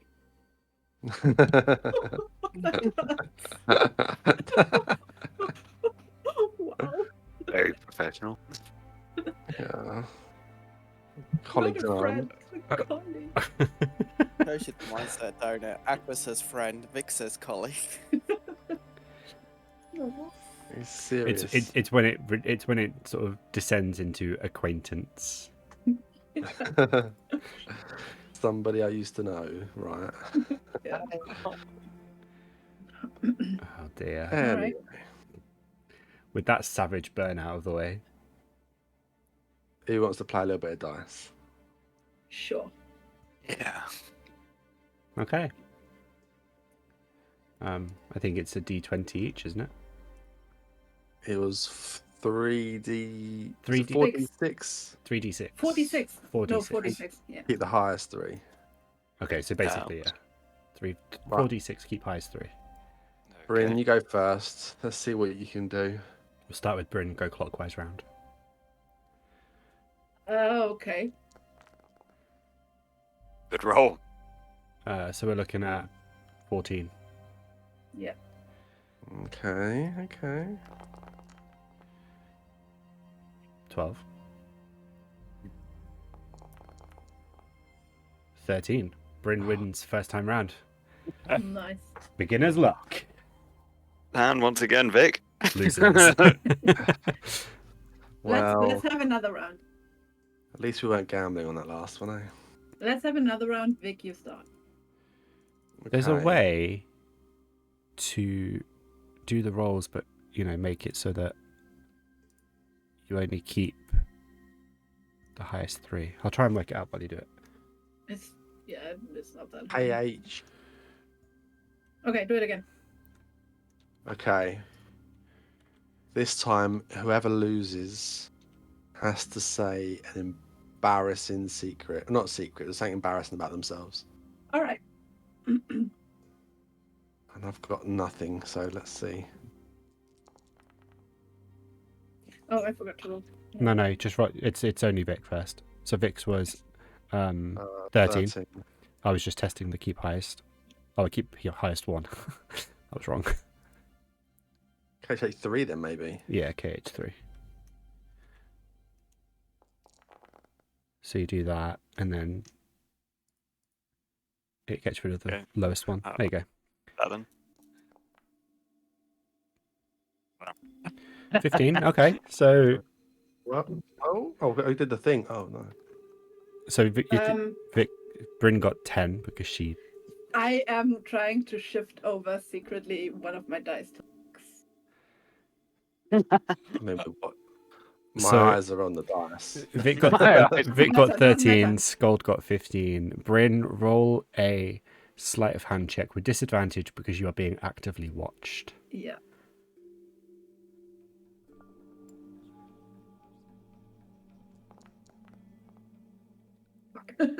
Oh, well, Vic- I mean, Vic, that's you can see Bryn nudge her dice that rolled a 1 over to 6. Oh. I was going to tap on the table. I'm like, oi. Do you see this, Sköld? No nudging. Disgraceful. Right, that's it. Secret time. there's And no. And a punishment pint down it. Fine. I will happily down the punishment pint in one go. I am a seasoned barkeeper. I do this all the time. I honestly don't think I have a embarrassing secret. I once ended up naked in a well in a city, but that was a distraction. That wasn't on purpose. It was on purpose. Well, okay. Care to elaborate on this story? We were trying to infiltrate this palace of it wasn't a king. What's something that's lower than a king? The Jarl. Literally anything. Yeah, someone who would have a palace in a city. And we were trying to infiltrate it because the populace was thinking that he might be stealing their money, and I was trying to distract the guards. It was in my youth with another adventuring party, ages and ages ago. But it wasn't. I'm sure there's embarrassing things about me, but nothing that I can think of right now that's more embarrassing than that. Well, I mean, that's something, I suppose. Okay. Again. This time, Sköld. And I want to say I start this time, and I just keep one hand behind my back to make sure that I don't cheat again. Yeah, I want you to drop yours. Just drop them. I just drop them normally. I don't do anything. Oh, come on, Yathina. You could do the 4 minutes. 13. Oh, well. I think Sköld is losing this. 2, 6, 3. Oh, no, maybe not. No, you. Wait, 9. Sköld No, 10, because you kept. No, sorry, of course, derp. I did the thing. Sköld. Well, looks like I lost this one, but we weren't betting anything. I'm happy. Secrets. Embarrassing story about your life. You're a Embar- dwarf. You're from Kariskal. There's so many embarrassing things you can tell. Well, What's your last name again? actually, well, Aldecan. No, you're from one of the families, aren't you? Yeah, the those guys. Yeah. There must be something embarrassing about those guys. No, nothing too much about the families and everything like that. It's more, yeah, I didn't really, I suppose you could call it embarrassing compared to some people who go out there and explore the world. We tend to stay quite at home and things like that, and we don't go outside much. And yeah, I haven't really explored much of outside of the islands and everything like that. I suppose that's kind of embarrassing for me, for someone who wishes to be more knowledgeable in things. It's to waste our time away secluded is, well, yes, it's just a bit of a waste, I think. So that's why I went, or one of the reasons I went out of the comfort zone, I was guard, and decided to go on a bit of an adventure. But I'm also terribly afraid of traveling by boat or anything on water. So you hit that very well in the last week. yes, it's taken all of my effort not to show it. But, I point to his circlet on his head. What's that? oh, this, well, during our previous adventure into the what was it called? It was called the Underdark or something like that. You didn't get it from the no. Underdark, you got it from the Hive. The Hive, that's Oh it. yeah, that's right. Yeah, during our previous adventure there, which was underneath Kid Rel, came across the tomb of a renowned warrior, and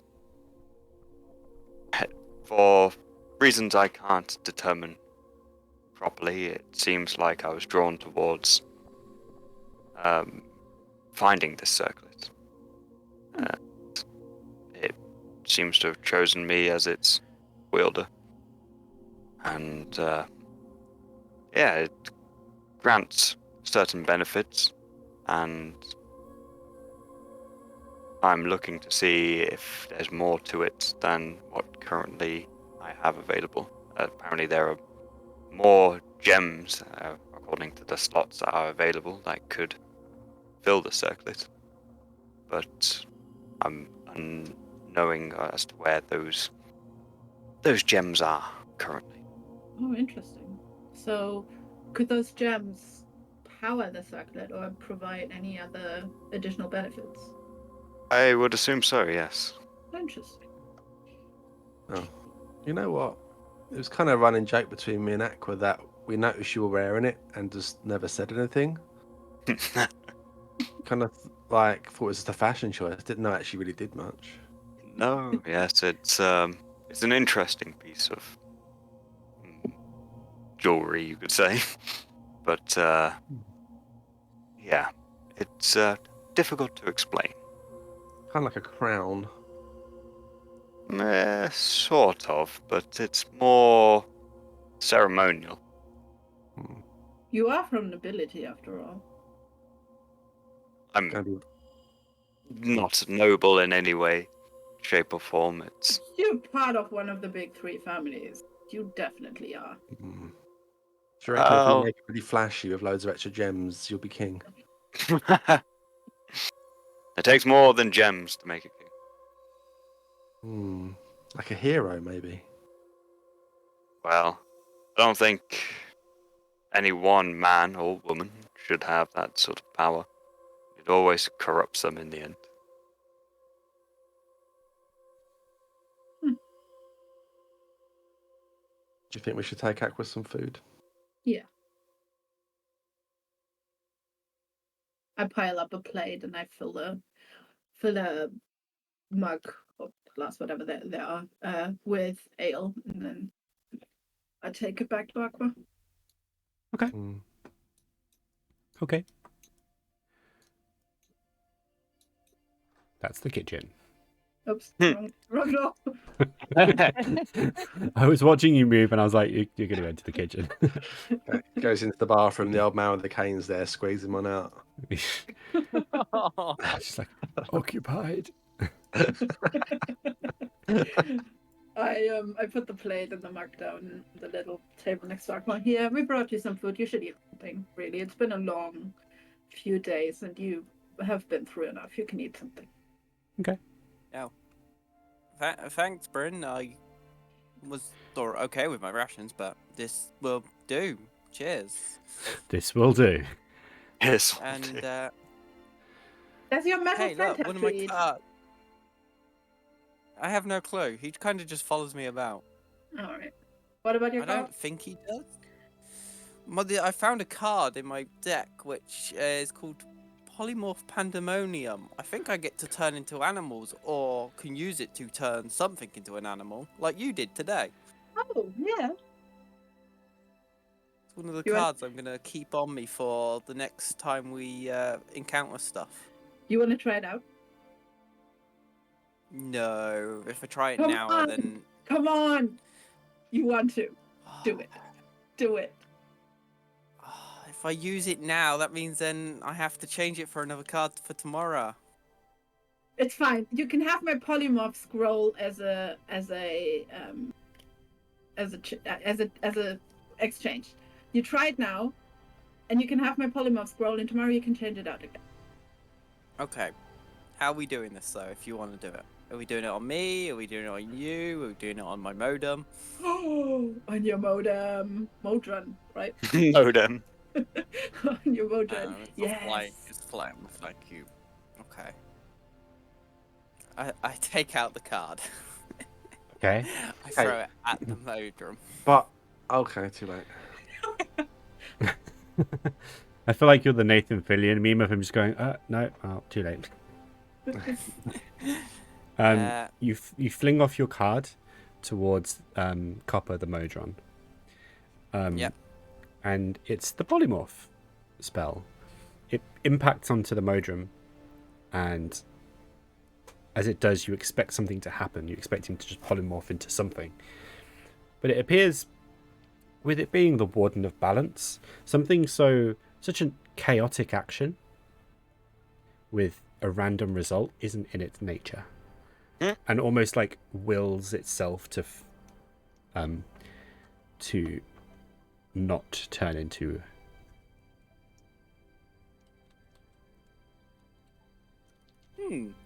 Oh, That lame. Is the card gone? Yeah, it has been used for the Not allowed day. to use that card till tomorrow. How lame. I give him my polymorph scroll. No. You keep your scroll. No, you can have it. You can use it tomorrow and turn into something cool. With Only if you're claws. sure. Yes. With claws. Yes. Okay. I just give him I don't know how to send them to you, so just it's a normal spell scroll. You're all in your sort of rented room for the night. You've brought some food for Aqua. Aqua's tried to polymorph his Modron, and it's just been kind of cancelled. Bit of an anticlimax, like you say. Are you going to settle in for the night, or is there anything else you'd like to do? No, I'm settling it for the night. Yeah. Yeah, I would have eaten what I was given and then settle in. Okay. It sounds like a plan. In that case, I want to do something though. Okay. Oh no! Once it's turning the morning, then I want to do something. Oh, okay. Go then. What do you want to do? I want to wake everyone up with my drum. Wow. I'm playing the drum very well, normally. But why? But why? Remember that time I played a character that played the bagpipes and you got really annoyed when I'd just be like, my character's playing the bagpipes. No, that wasn't what you were doing. That was what you were actually doing. I was playing the bagpipes. I was a bagpipe player. Yeah, and then you played the bagpipes every time you were playing the bagpipes via Discord. Yeah, of course I was. That's pretty funny. Thank you, Josh. I'm glad someone appreciates me. Anyway, I'm waking everyone up with a nice set of heavy metal drum beats. As in heavy you're metal headbanging. drums, or like, Heavy you're metal. shredding heavy metal rhythms. Both. Great. Can I roll a something to ignore this tirade? No, unfortunately. The relentless persistence of the dwarf bard is too much for even your stoicism, and you are eventually forced to wake up. Not necessarily in a good mood, though. No, can't say I am.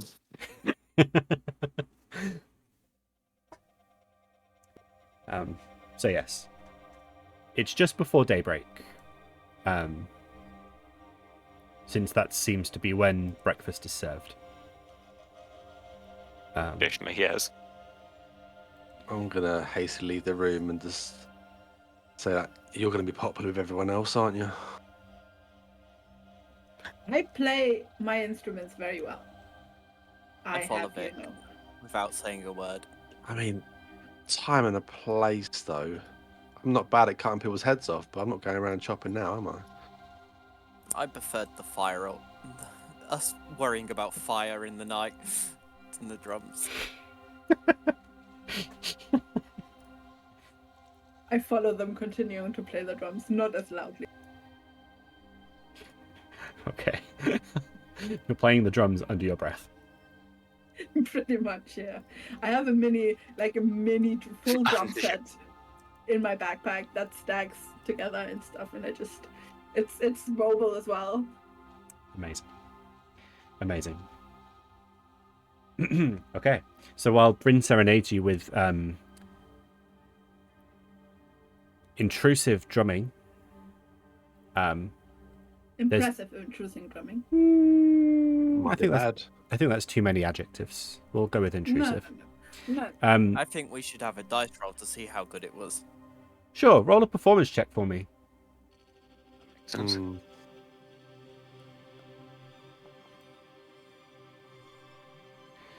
Now, what I didn't tell you was high rolls are opposite. Oh yeah, sure. So the DC was actually the thing with 35 Yeah, to get even like good. So that was pretty poor drumming on your part. sure. It should have disadvantaged with people being woken up by it. Yeah, that's a good point. You've only just influence how well I play my drums. It influences how we perceive you to play your drums. Then you need to roll a perception check. I roll a performance check, and then Morlo comes in with the last of the breakfast condiments and such. There is toast that seems to be toasted as you take slices of bread from the thing. There's like a contraption that seems to toast it, which is really cool.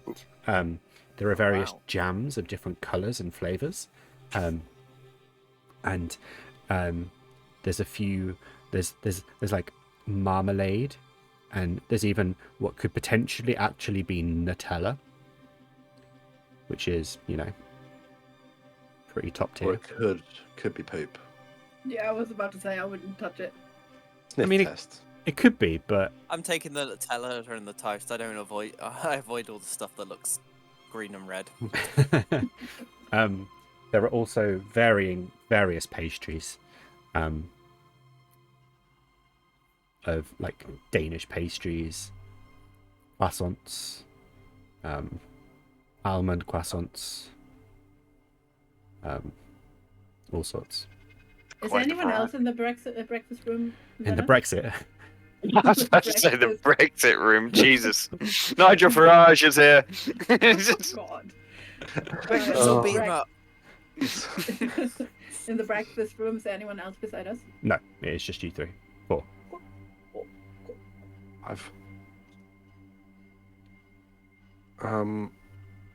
Okay, I guess just tuck in, but I'm gonna ask Morlo a question. Go for it. Morlo, what's your experiences on this island? I mean, how much do you know the island? Quite well, but it's changed. Recently, or Well, in the last few years, yes. It's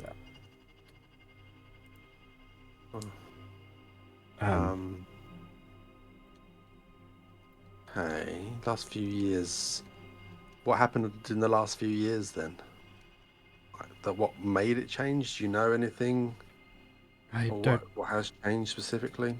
know details, but the further into the island you go, the more dangerous it becomes. Now, that's a bit of an obvious statement. The more into the wild you go, the more dangerous it would always be, but recently our hunters and explorers have started incurring more attacks and injuries, and even some have even not come back.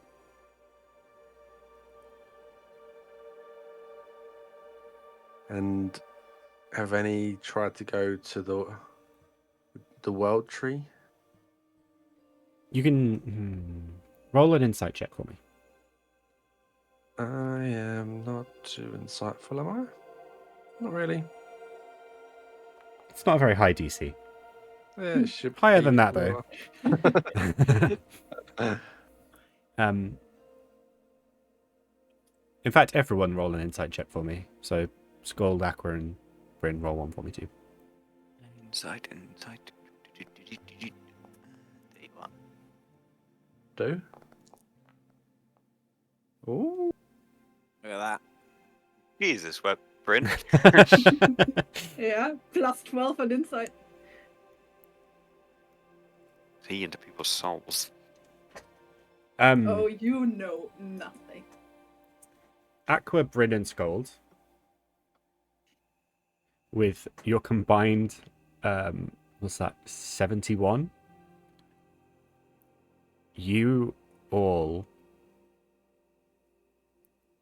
see, there's a sort of almost imperceptible change in Morlo's demeanor, where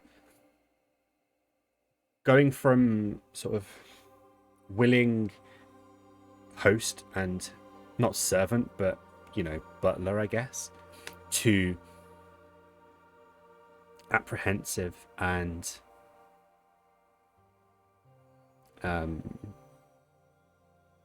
afraid, almost, where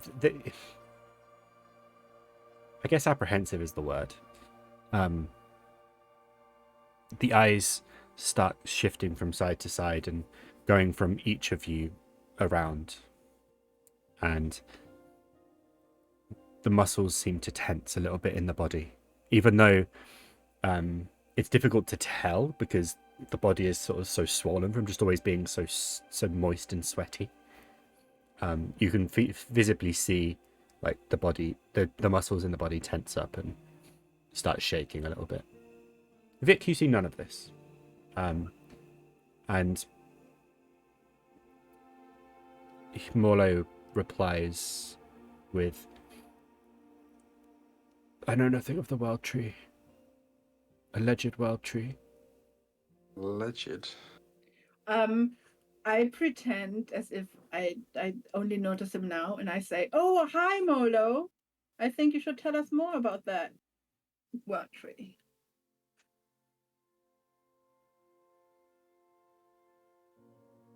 Roll a persuasion check for me, please. Okay. Again. When she says that, can I talk to my modem and ask it to see if it can go back to its realm to see if they have any knowledge on wild trees and if it could help us in any way? Sure. To go fetch it. Does my ability not catch? It does. This is just, you know, to see what you see.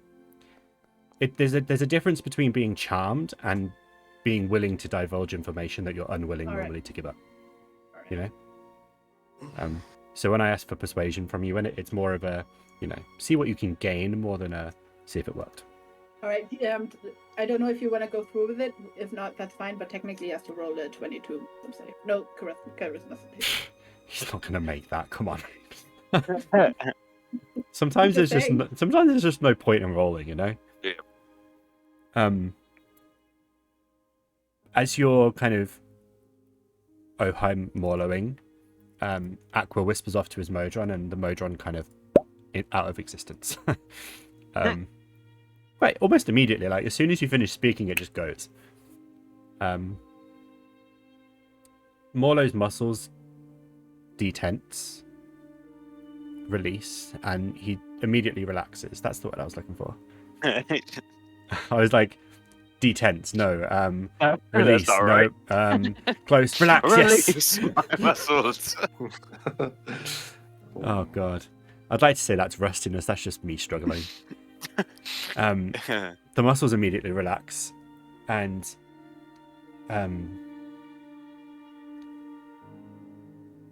he just sort of starts to talk. To begin with, he just starts talking nonsense. Like it's not nonsense, but it's not really what you want to hear.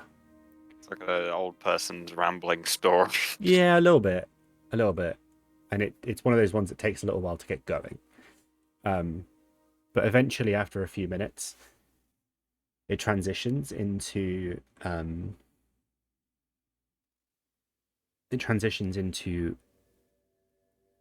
talk on the topic that you were asking about. And he starts just saying, the world tree. We didn't even know it was there for the longest time. Despite it being so big and hulking, we just kind of never noticed it before. And then, about 3 years ago, it became active again. And suddenly,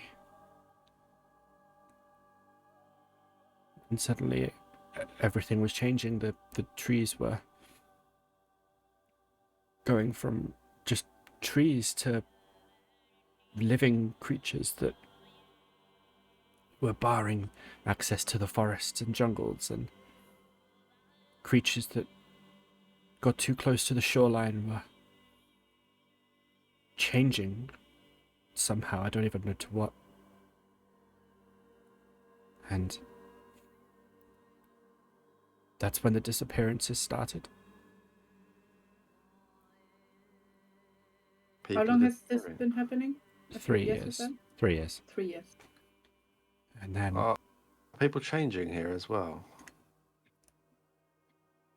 not just changing, but they disappearing and then reappearing. Different. Worse.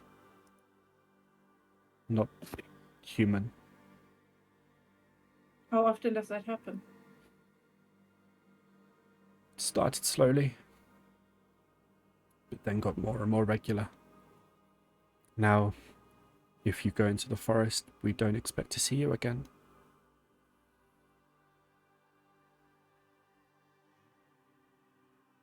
If you go too far into the forest, you're almost guaranteed to bump into something unsavory. I guess that means we're probably not going to get a guide then. It's unlikely. Recently, in the last few months, we've started hearing talk of someone called the Chaos Maker. But anybody that's gone to find it has never returned. Well, that might be what we're here for. Or Sounds who we're about here for. right. Aqua kind of just pulls out the map and is like, shows it to Vic. This is what he just said, isn't it? Chaos Maker. Kind of points to the words. Yep. Since when can you read? I can't Been practicing. properly. That's why I'm pointing at the words. Okay. That's why I normally use symbols. Sounds like it could be dangerous, but while we're here, it's important. If we do what we need to do, then maybe everything will go back to normal. Change is our middle name. We can sort this out. Don't want to go in there with some idea of what we're dealing with. I wonder if there's anybody who might know a bit more. Yeah, some of the hunters maybe. Or Hmm. is if we pay enough, willing to risk their own life for it. Yeah. Is there anyone? I look at Molo again. Is there anyone who has recently changed and is now here in the city or in the village? I used to have a partner until 6 months ago.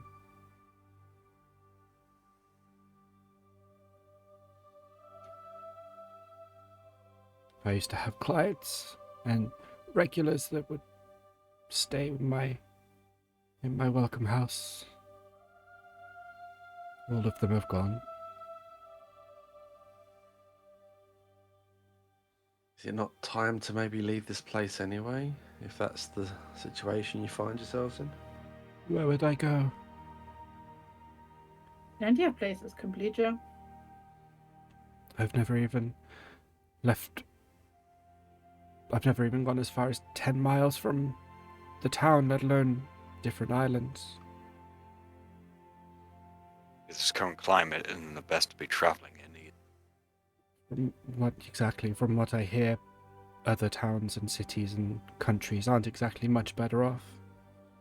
My thinking is if I just stay put, I'll be safe. Hopefully, yeah. I mean, I think We'll see what yeah, I think whatever we have to do here will probably lead to a positive outcome for your village. I hope you're right. Where's your former partner now? I don't know. Somewhere in the forest, perhaps. Jungle. And these people that change, are they dangerous? From the reports we've had from early on, they disappear, and then if they're found, they are changed. They attack, they seem dangerous. They don't seem to recognize us.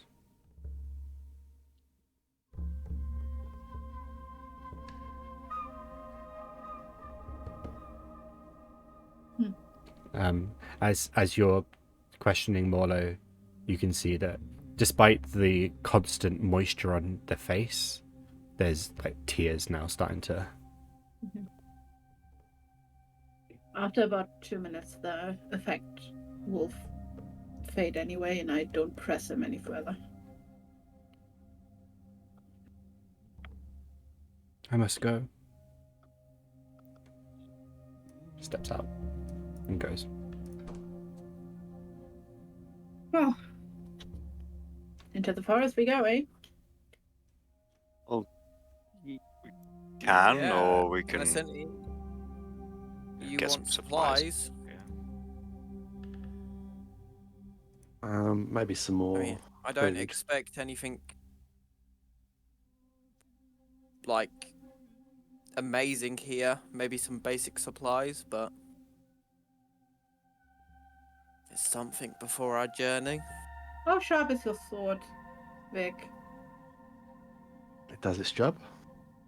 Can it get us through the jungle, or should we get a machete? I mean, it's a magical weapon. It won't dull or anything. I mean, I guess it. Guess it could. No reason why not. All right. But I don't know if you got an axe, right? Yeah.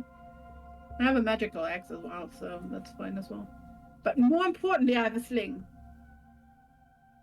Ah, the sling. Yeah, I remember that.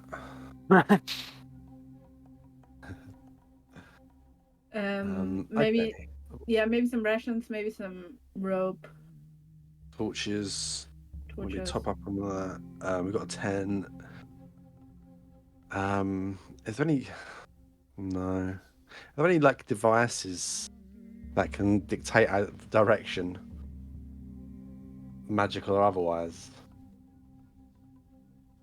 Would I know of any like magical items like that? Or non-magical items. You generally, when you were sailing, you used stars and stuff like that. However, Okay. on cloudy days, you did have a device that essentially had, I can't remember the name of the spell. I think it's Find the Path. Clairvoyance. Or something. Not clairvoyance. I think it's Find the Path. Find I the know path which one sounds you right. mean. Yeah. Find the shortest. Yeah. So basically, there was an item that essentially gave you Find the Path. Not necessarily at will. There were restrictions to it. However, you no longer have that now. And Find the Path is a 6th level spell, so finding something equivalent would be interesting. To say the least. Maybe that's a long-term goal. That'd be very easy to not get lost in the future. Okay, well, I can tell the group about it, but the fact that it's a rare item that we probably won't find here. Yeah. That's fair enough. Yeah, finding something along those lines would be difficult at the moment. Not impossible, but difficult. Apparently, Zelma didn't dissolve the ship. Could have tried to steal it. That won't bring us further into the jungle either right now.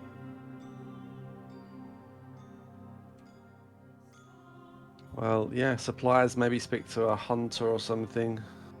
See if they've got any advice. Yeah. Sort of creatures we are likely to find. Magical creatures. It sounds like some magical enhanced plants. Corrupted, more like. Yeah. Or returned. Isn't that what liches do? They bring things back from the dead. Oh. Is If that what they're the the same people? and not feral looking, and they just have no memory, then maybe they're going to a different plane of existence.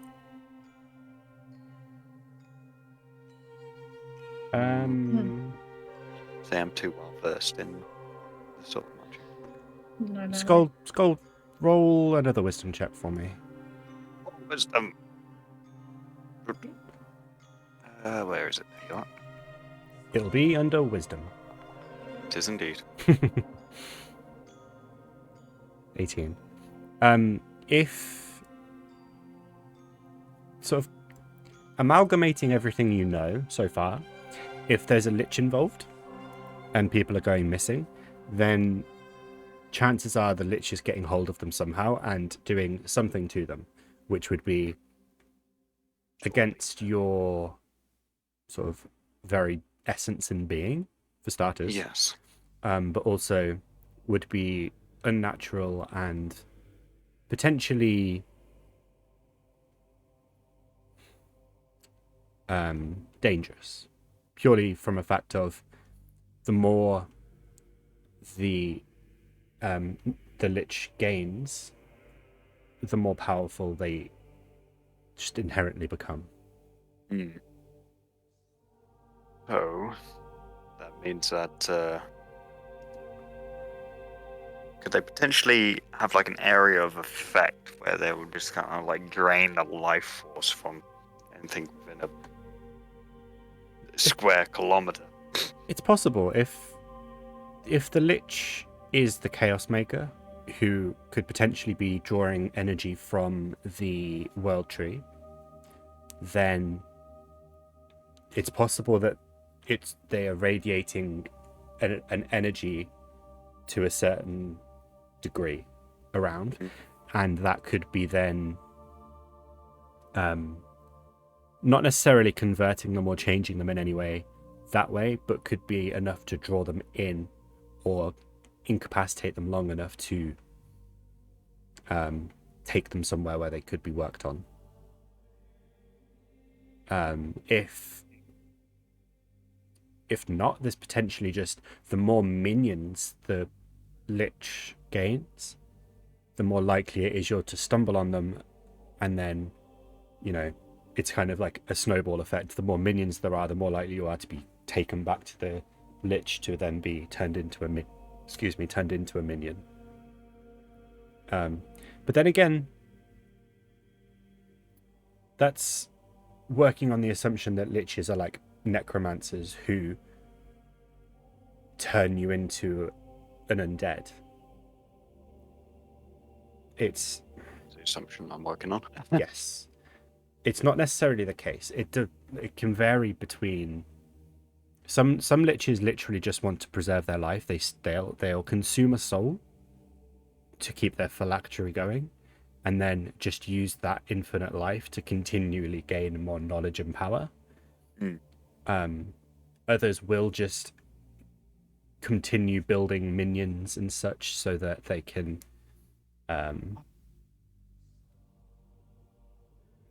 gain more power that way. It varies between person to person on what they like, on what they'll do. It could be that the two aren't even linked. There's also the possibility that the Chaos Maker is an entirely different entity to the Lich, and one does not did not necessarily, lead to the other. Okay. Well, suppose we'll find out one way or another. I suppose, yeah. I wonder, would there be anybody in this town that would be particularly well versed in countering sort of necrotic, whatever you want to call it. Necrotic, there we go. Neurotic. Wizards. Erotic? Like maybe a church. Erotic wizard again. Okay. It's possible, but again, the issue is that this is basically just a small village, Yeah. or like a big village, so it would be difficult to kind of. You're not going to have access to the same level of skill and ability that. Okay, well, in that case, we better get to it then and see what's going to happen. So, what supplies have people got? Do we have any torches at the moment? I think I've ever used torches in this chapter in my life. I have. Got my rope and 10 torches still. Yeah, I have no torches. I have a bunch of potions though. I got have my 9. Potions and rations. Okay. Get some more. No torches. More. What? So yeah, okay. Why don't you two get some torches then? I don't know if we need more, just in case. And if we've got 4 rations each, we're probably okay. We could forage and I don't know. We've got 10 days of rations. How long do we think based on the map? Aqua, you know maps. Quite the distance. Quite far, right? If you compare the size, I suppose if you compare the size of that island versus where we've already been on the other island, for scale, it's probably a bit more than a jog. Yeah, it's going to take us probably 2 weeks to get close, and then maybe a bit more. Yeah, it's not exactly the best terrain for traveling, to be fair. So, and the likelihood of clear roads is also very limited. And that's not also taking into account potential obstructions and stuff like that. Unforeseen stops in the road. However, you've also then got the sort of massive inland sea to traverse. Right. There is that minor detail. Mm-hmm. So the world tree's not connected at the top or anything. It's No, just... it's on an island.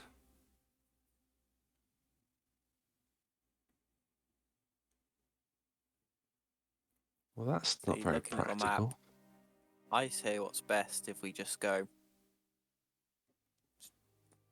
straight left out of Ellipsin until we hit the as much as the jungle as possible, and then try and work our way up to the river, and then try and find a way across, or as close as across to the tree.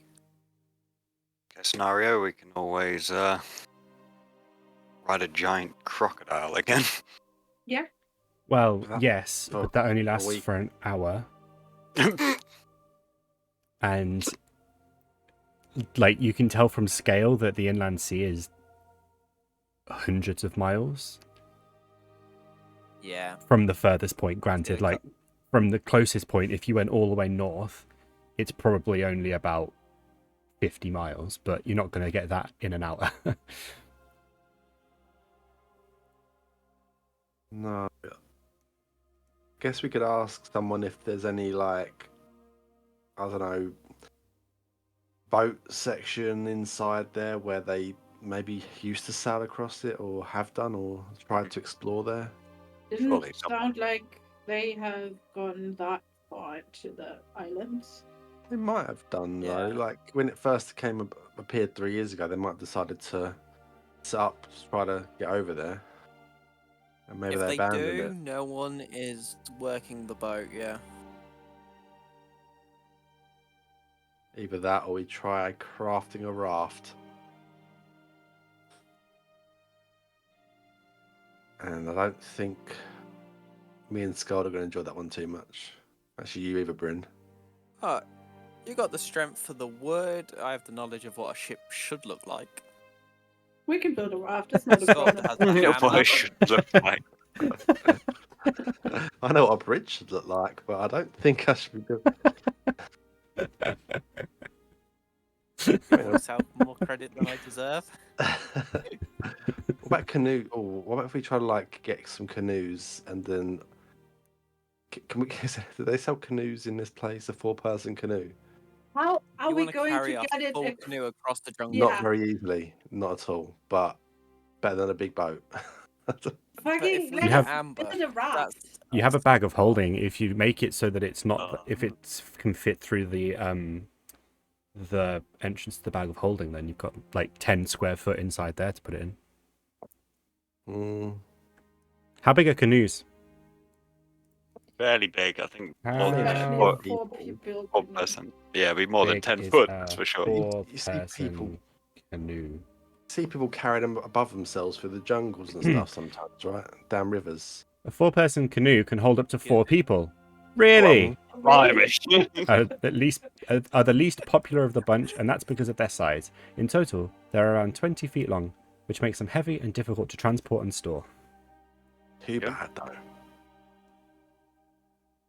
I don't think that's too bad. And obviously getting through the terrain's gonna be awkward, but if it takes us long to carry that, but it's a proper canoe versus us making a makeshift raft for 100 miles of lake.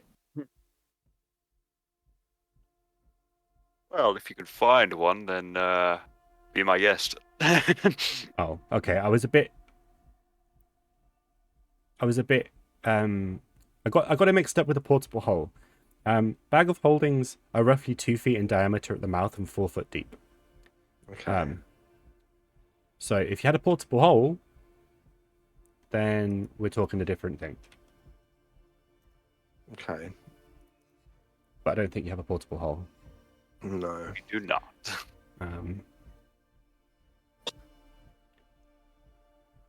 I think we should ask around for a canoe. If you have, I mean, going by simple logic, if a 4-person canoe is 20 feet long, right? 2-person canoes should be 10 feet long, which means you could then fit it within the cylindrical hole of a portable hole, because that's 10 foot deep. We don't have a portable hole. So basically, the shopping list right now is two 2-person canoes, or more logically, right? If if if you get 4 one-person canoes, strictly speaking, they should be 5 feet long, right? And a bag of holding is what, 4 foot deep? Big enough. Aqua's walking out. Big enough jeep. Aqua's had enough. He's So- leaving. So if you then also think of it this way, right? You got 2 dwarves. Just get 2 small one-person canoes. How about God, we build a raft once we're there? We have an axe, we have a hammer, we have the skills to do Do so. we have the skills? Yes. I don't have wood carving as a skill. Make it out of metal. Oops. Make it out of stone. You've got 2 masons. Make it out of steel. Steel. Yep, I mean, perfect. I definitely don't think that would sink. At As all. long as it's thin enough steel, you'll be good. If it took us a couple more days to travel because we're carrying like two-person canoes, whatever, it's gonna take us like a week to try to make a bloody raft. I mean, Good one. technically, Vic's also proficient with smith's tools. Mm-hmm. Myth tools, though, not woodworking tools. Yeah, but I mean, the 3 of you combined could easily come up with a design of like metal. Do I not have a skill like that I can learn a skill on a whim into? I think you do. Expertise.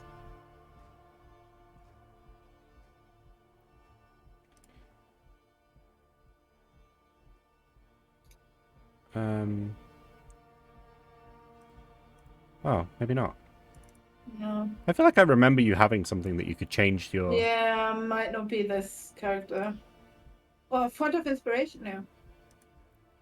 What character could it be? It wasn't Nell. I don't know which one. I know Maybe it was- Lae'zel has something. Oh, no, you know who it was? I forgot her name. The halfling rogue.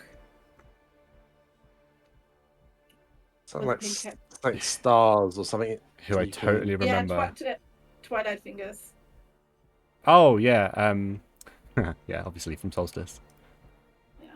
Fidelia. Yeah, Fidelia. I think she had that skill, but Bryn doesn't. I can't. Switch my skills. Imagine bringing a character that is literally like skilled in pretty much everything, and also then can't change. Like that's just such a D&D thing to happen. Well, I can swim on my drum kit, so what can you guys do?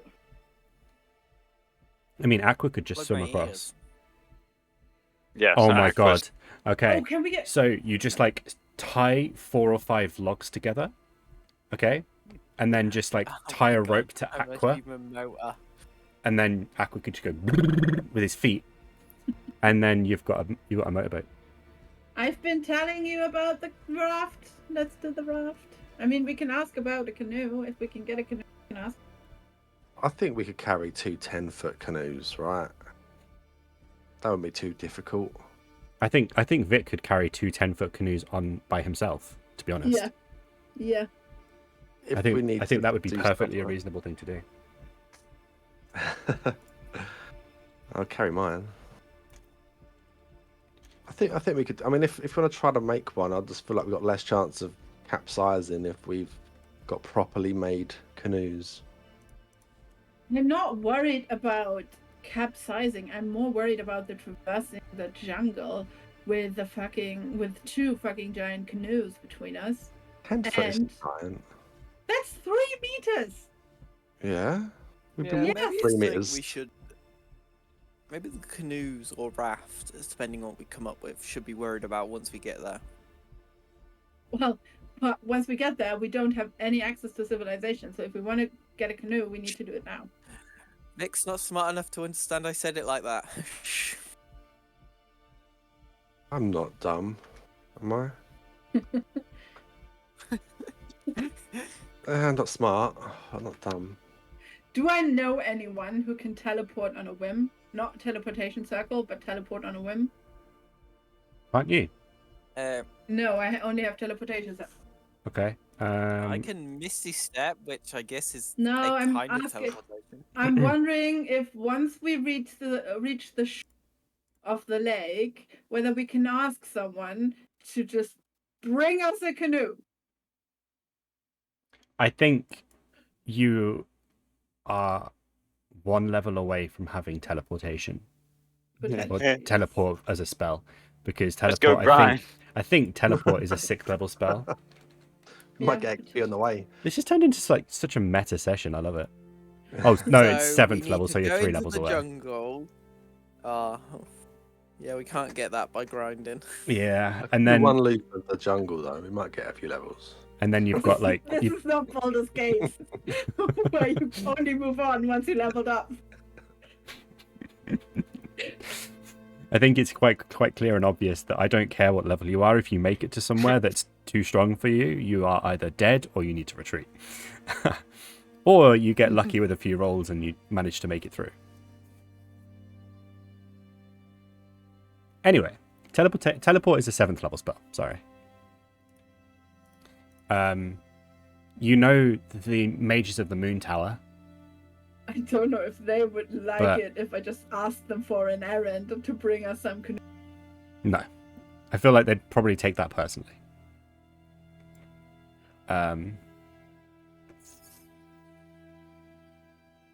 I don't think you know anyone else.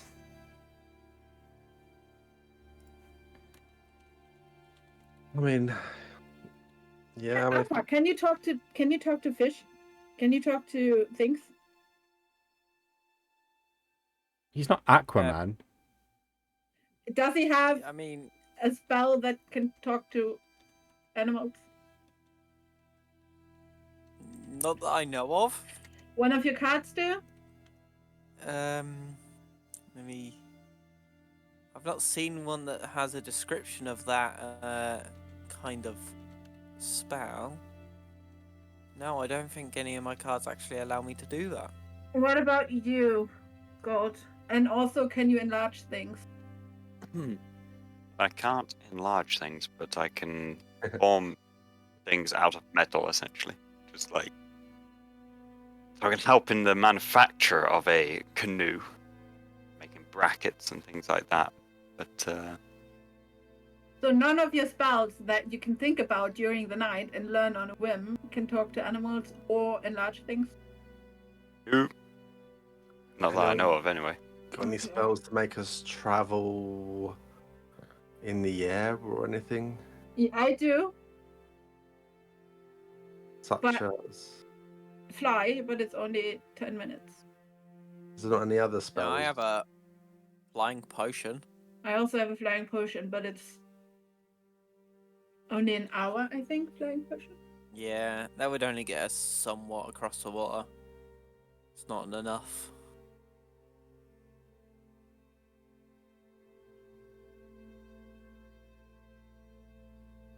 I'll canoes or making a raft, then I guess. All right, we can ask around for canoes.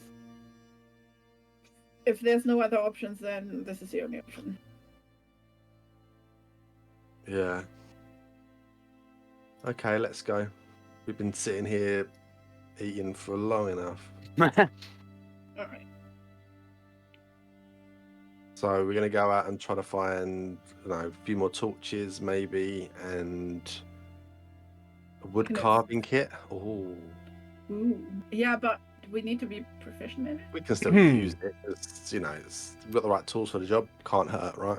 I'm going to make a DM intervention here and say that Rob was chatting shit. Oh. You're talking about tongues? Nope. I'm talking Oh, about which a one? spell called Fabricate, which you have prepared, because it's always prepared. What Oh, does it okay. do? You convert raw materials into products of the same material. For example, Yeah, that... you can oh. fabricate a wooden bridge from a clump of trees, a rope from a patch of hemp, and clothes from flax or wool. You can You fabricate fucking fabricate You can canoes. right. For some reason, I thought that was only metal. No. You know when it says you can fabricate a wooden bridge from clump of trees? Yes, well, I hadn't read it in a while. That'd be amazing. You could fabricate a steel bridge from trees because, yeah. All right, so no need to carry canoes through the jungle. You can literally Cool. just turn like a tree Yeah. trunk into a canoe. Yeah. There we go. Well, that. I'm glad you remembered that, Sköld, because we were about to Thank go you. and buy some canoes. Well, I think the quality of the canoe that I make is no guarantee. I think It says it's commensurate to the quality of raw material, so Yeah, that could be absolutely crappy trees for Well, all we know. We Yep. can find good wood. we. I was going to say, if there are trees between the wild tree and the normal jungle, I assume some of them have magical properties. We'll just use one of them ones. break down the world tree and make a cruise liner. I was just thinking about that. Make a We boat make out of an wood. airship out of the wild tree. Yes. Sköld, can you just make an airship? Well, I mean, it would have to be solely out of like wood. I don't think that's gonna work. I mean, I'll you could cast fly on But it. it's a wild tree, so So- it's magic. you can't use this to create items that Actually, ordinarily require a high degree of craftsmanship, such as jewelry, weapons, glass, or armor, unless you have proficiency with the type of artisan's tools used to craft such objects. So theoretically, That's fine, Sköld, then. you could literally just use that spell every day to just make armor. You could make a fortune. What? You make plate armor and just like make hundreds of gold a day. Mm-hmm. I could, but then I would also Oh. need the steel to make it from, which But that's fair enough because a canoe doesn't require much. You could walk into a blacksmith, right? just Just make buy up armor. all of the steel, all of like the sort of metal you would need and sort of leather you would need for straps and such, and then just literally cast a spell that takes 10 minutes and just hand back armor and say, okay, I'd like 500 gold to sell this to you, please. I think So- you forget one thing. Money isn't really an object anymore. We've got plenty of money. I know, but you know, Well, we have a boat, and Vic has his what is it called when you sell houses? What? Money. is it estate agent? Hey, It's about our sources of income. Yeah. So we got like our guild, right? So Sköld is our blacksmith. I just Yep. sell drinks. I don't know why it's why it's surprising to you that I'm a blacksmith, considering it's kind of my spiel. Imagine I've it did only that. this known is her the for a first couple of knowledge we've ever known of being able to do blacksmith things.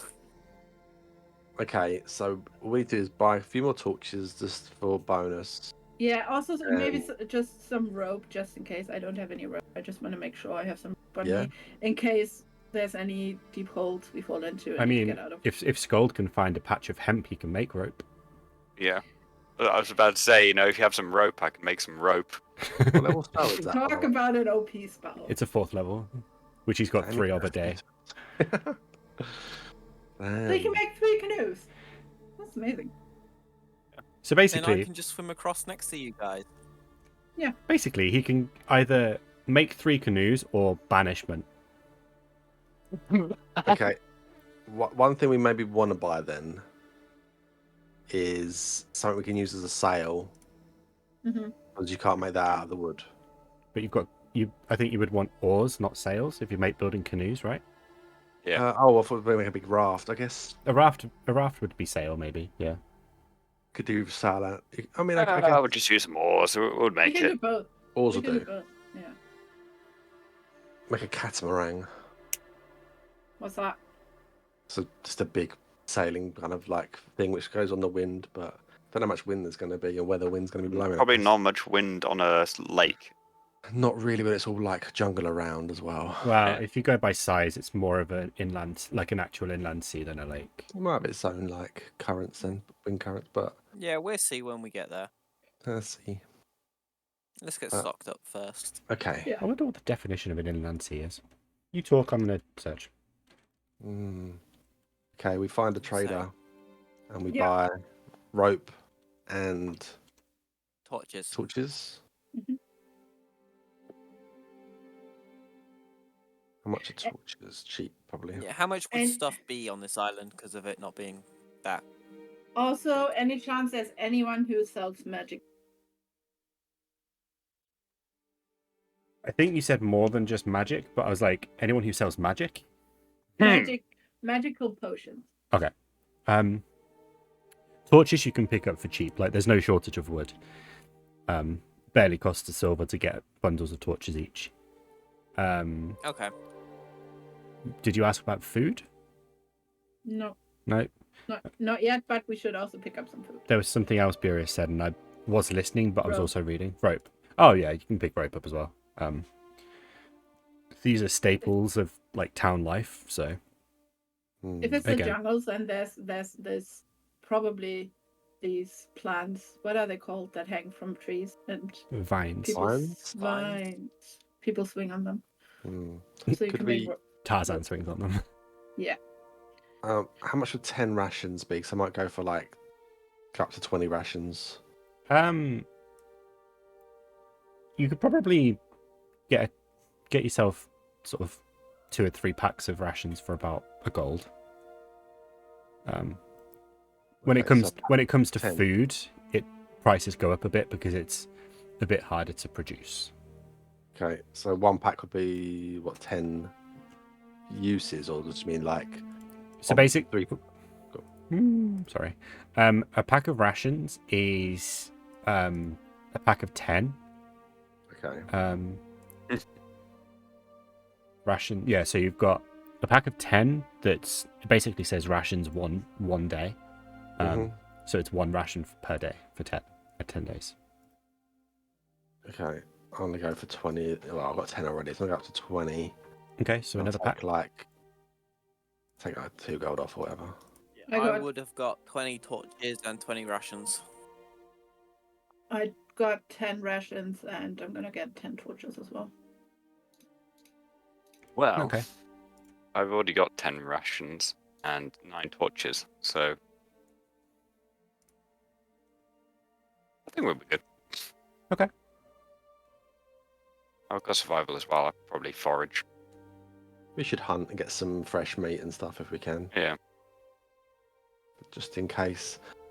So we don't want to get a sail then, because we're just gonna like make a couple of canoes or a big canoe with all oars. Yep. I guess. Although it's going to be a lot of work. We have to sleep there as well, though. Let's think about this. You got your tent now, yeah? What, on the water? Oh, well, Do- Well, but how long is it going to depends take how us to fast get we there? get across. Yeah. Well, it's 100 miles, let's Oh, say. God. Yeah. About 5 Probably mile an hour. If that. Maybe, yeah. 5 mile an hour. Okay. Gonna have to 20 sleep out hours. there. Yeah. Would you I guess you could- consider yourself novice or out of shape or young paddlers? No. No. Would you consider yourself intermediate paddlers? Yeah. I'd say that's probably. Okay, so on average, an intermediate paddler goes at 4 to 5 kilometers per hour and can make 15 to 20 kilometers in a typical day. Oh gosh. It's about 4 days. No, what? That's a bit 100 5 days. miles. If it's 100 miles, that's 160 kilometers. That's 10 days. That's 11 days. Well, can I manufacture myself an engine? Maybe we try to make a boat then, rather than make a thing, so we can like have somewhere to sleep and also sail it. And if we have to use some oars to kick us over while there's no wind, we do it. Yeah. Because if you It's can gonna fabricate, there's no size. This is a 10-minute spell, right? Oh, to Yeah. be fair though, we can swap. We don't all have to stay awake at the same time or row the boat at the same time. Yeah, we can take it in. So that will maybe half the journey. So it's 5 days, maybe. And if there's wind going, we won't be rowing anyway, so we can save our strength. You could make up to a 10-foot cube boat, which That's fairly big. Ooh, That's 10 very cube. big, yeah. it's That's not. very big. I mean, it is, but it isn't. I mean, if you made like a double 2-tiered boat, so you know, I Yeah, guess it would be a 10-foot skiff cube, or yeah. something, wouldn't it? You'd probably be okay with that. Or Well, I guess you wouldn't, because then you've got a 5-foot. I mean, it'd be create fine. 3 Be fine for Scott. 10-foot cube Hmm. things. Oh, I have 3 charges. I know I'm not playing, but I'm quite invested in this. Sorry. You could make one of those boats that have like 2 buoys, sort of buoyancy things, and then a platform in the middle. A raft, you mean? No, because they're not. I think a catamaran is. Is it a catamaran? Kind of like that, yeah. They have like buoyancy things left and And right. then a Right. sail on it. Catamaran. Yeah, there we go. And then Yeah, a so it's sail on it's a catamaran. You could basically do that. Could he use 2 separate fabricate spells to create half of a boat, That's and what then- I was thinking. and then a second one to make the other half, and it also fabricated together? Well, if- nothing stops us from resting in between from making the boat one day, just have a rest, and then making the other stuff the next day. Well, yeah, he's got 3. You got 3 By the time we uses, get to the I world believe. tree, we've got a mansion. We're literally playing raft. You are Yes, basically like- playing raft at this point. I mean, you could make 2 separate boats of the 10 cube or 9 cube, whatever it is, and then just connect them together. hmm Basically, so essentially what I'm thinking is a catamaran, right? Where Yeah. you have a 10-foot long either side, and then something in the middle for you to kind of exist on for however many days it takes to get there. And you could also create some kind of paddle, maybe. You can make it like a paddle boat. However, I think what we'll do, We could have netting in the middle to catch fish as well. and maybe, yeah, We'll get let's fishing rods. let's just We'll buy 'em. increase the raftness Go already. creep. We'll And buy we a need to make sure we have a rescue boat as well. Okay. I think what we'll do is we'll end the session there for today because we're on 3 hours and 15 minutes. So that's flown by. We'll let you guys kind of discuss what you want to do for next week. And then we'll probably not get there next week. And we'll be... We'll skip ahead to building a boat. We'll see. We'll see. But good job, guys. You didn't die. GG's. I mean, Thank you. GG. it's impressive. It could have gone either way. Who knows? Yeah, it's good to be back. I'm glad we got to play again. I'm glad I'm finally well enough to Group play. actually play, you know. It was fun. It was fun. We'll be back next week, right? Nobody's got anything planned? Don't think so. I'm good. The next day is my first day of work, but I'm good. no, I'll be fine. On the Wednesday? Yes. Okay, well, we can celebrate Yathina starting her new job by playing D&D the day before. Yes. Oh, we'll get drunk then, shall we? Have a drinking session. Yes. It's going to be... So we're starting at midday, and we're going to play right Every through spell till... shot is a shot. We're going to start at midday. We're going to play right through till about 1 o'clock in the morning. I only have to be that nice, that's fine. Yeah, you could get some sleep. It'll be fine. There you go. Iris has to do a shot. Oh no, never mind. Come on, everyone. Who's playing? What? I didn't. What? 4d6 KH3. Oh. I can't try that. Like that.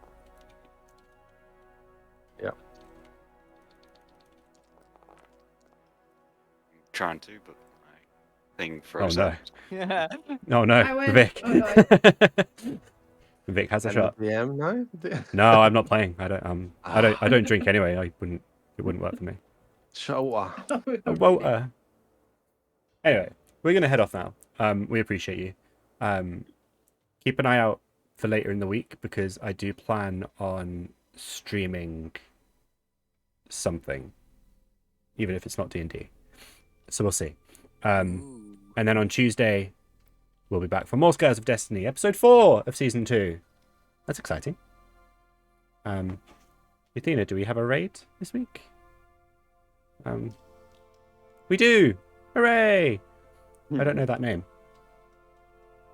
So we're going to go find out who these people are. We'll see you soon. Goodbye, everyone. Bye. Yeah. Bye. Bye.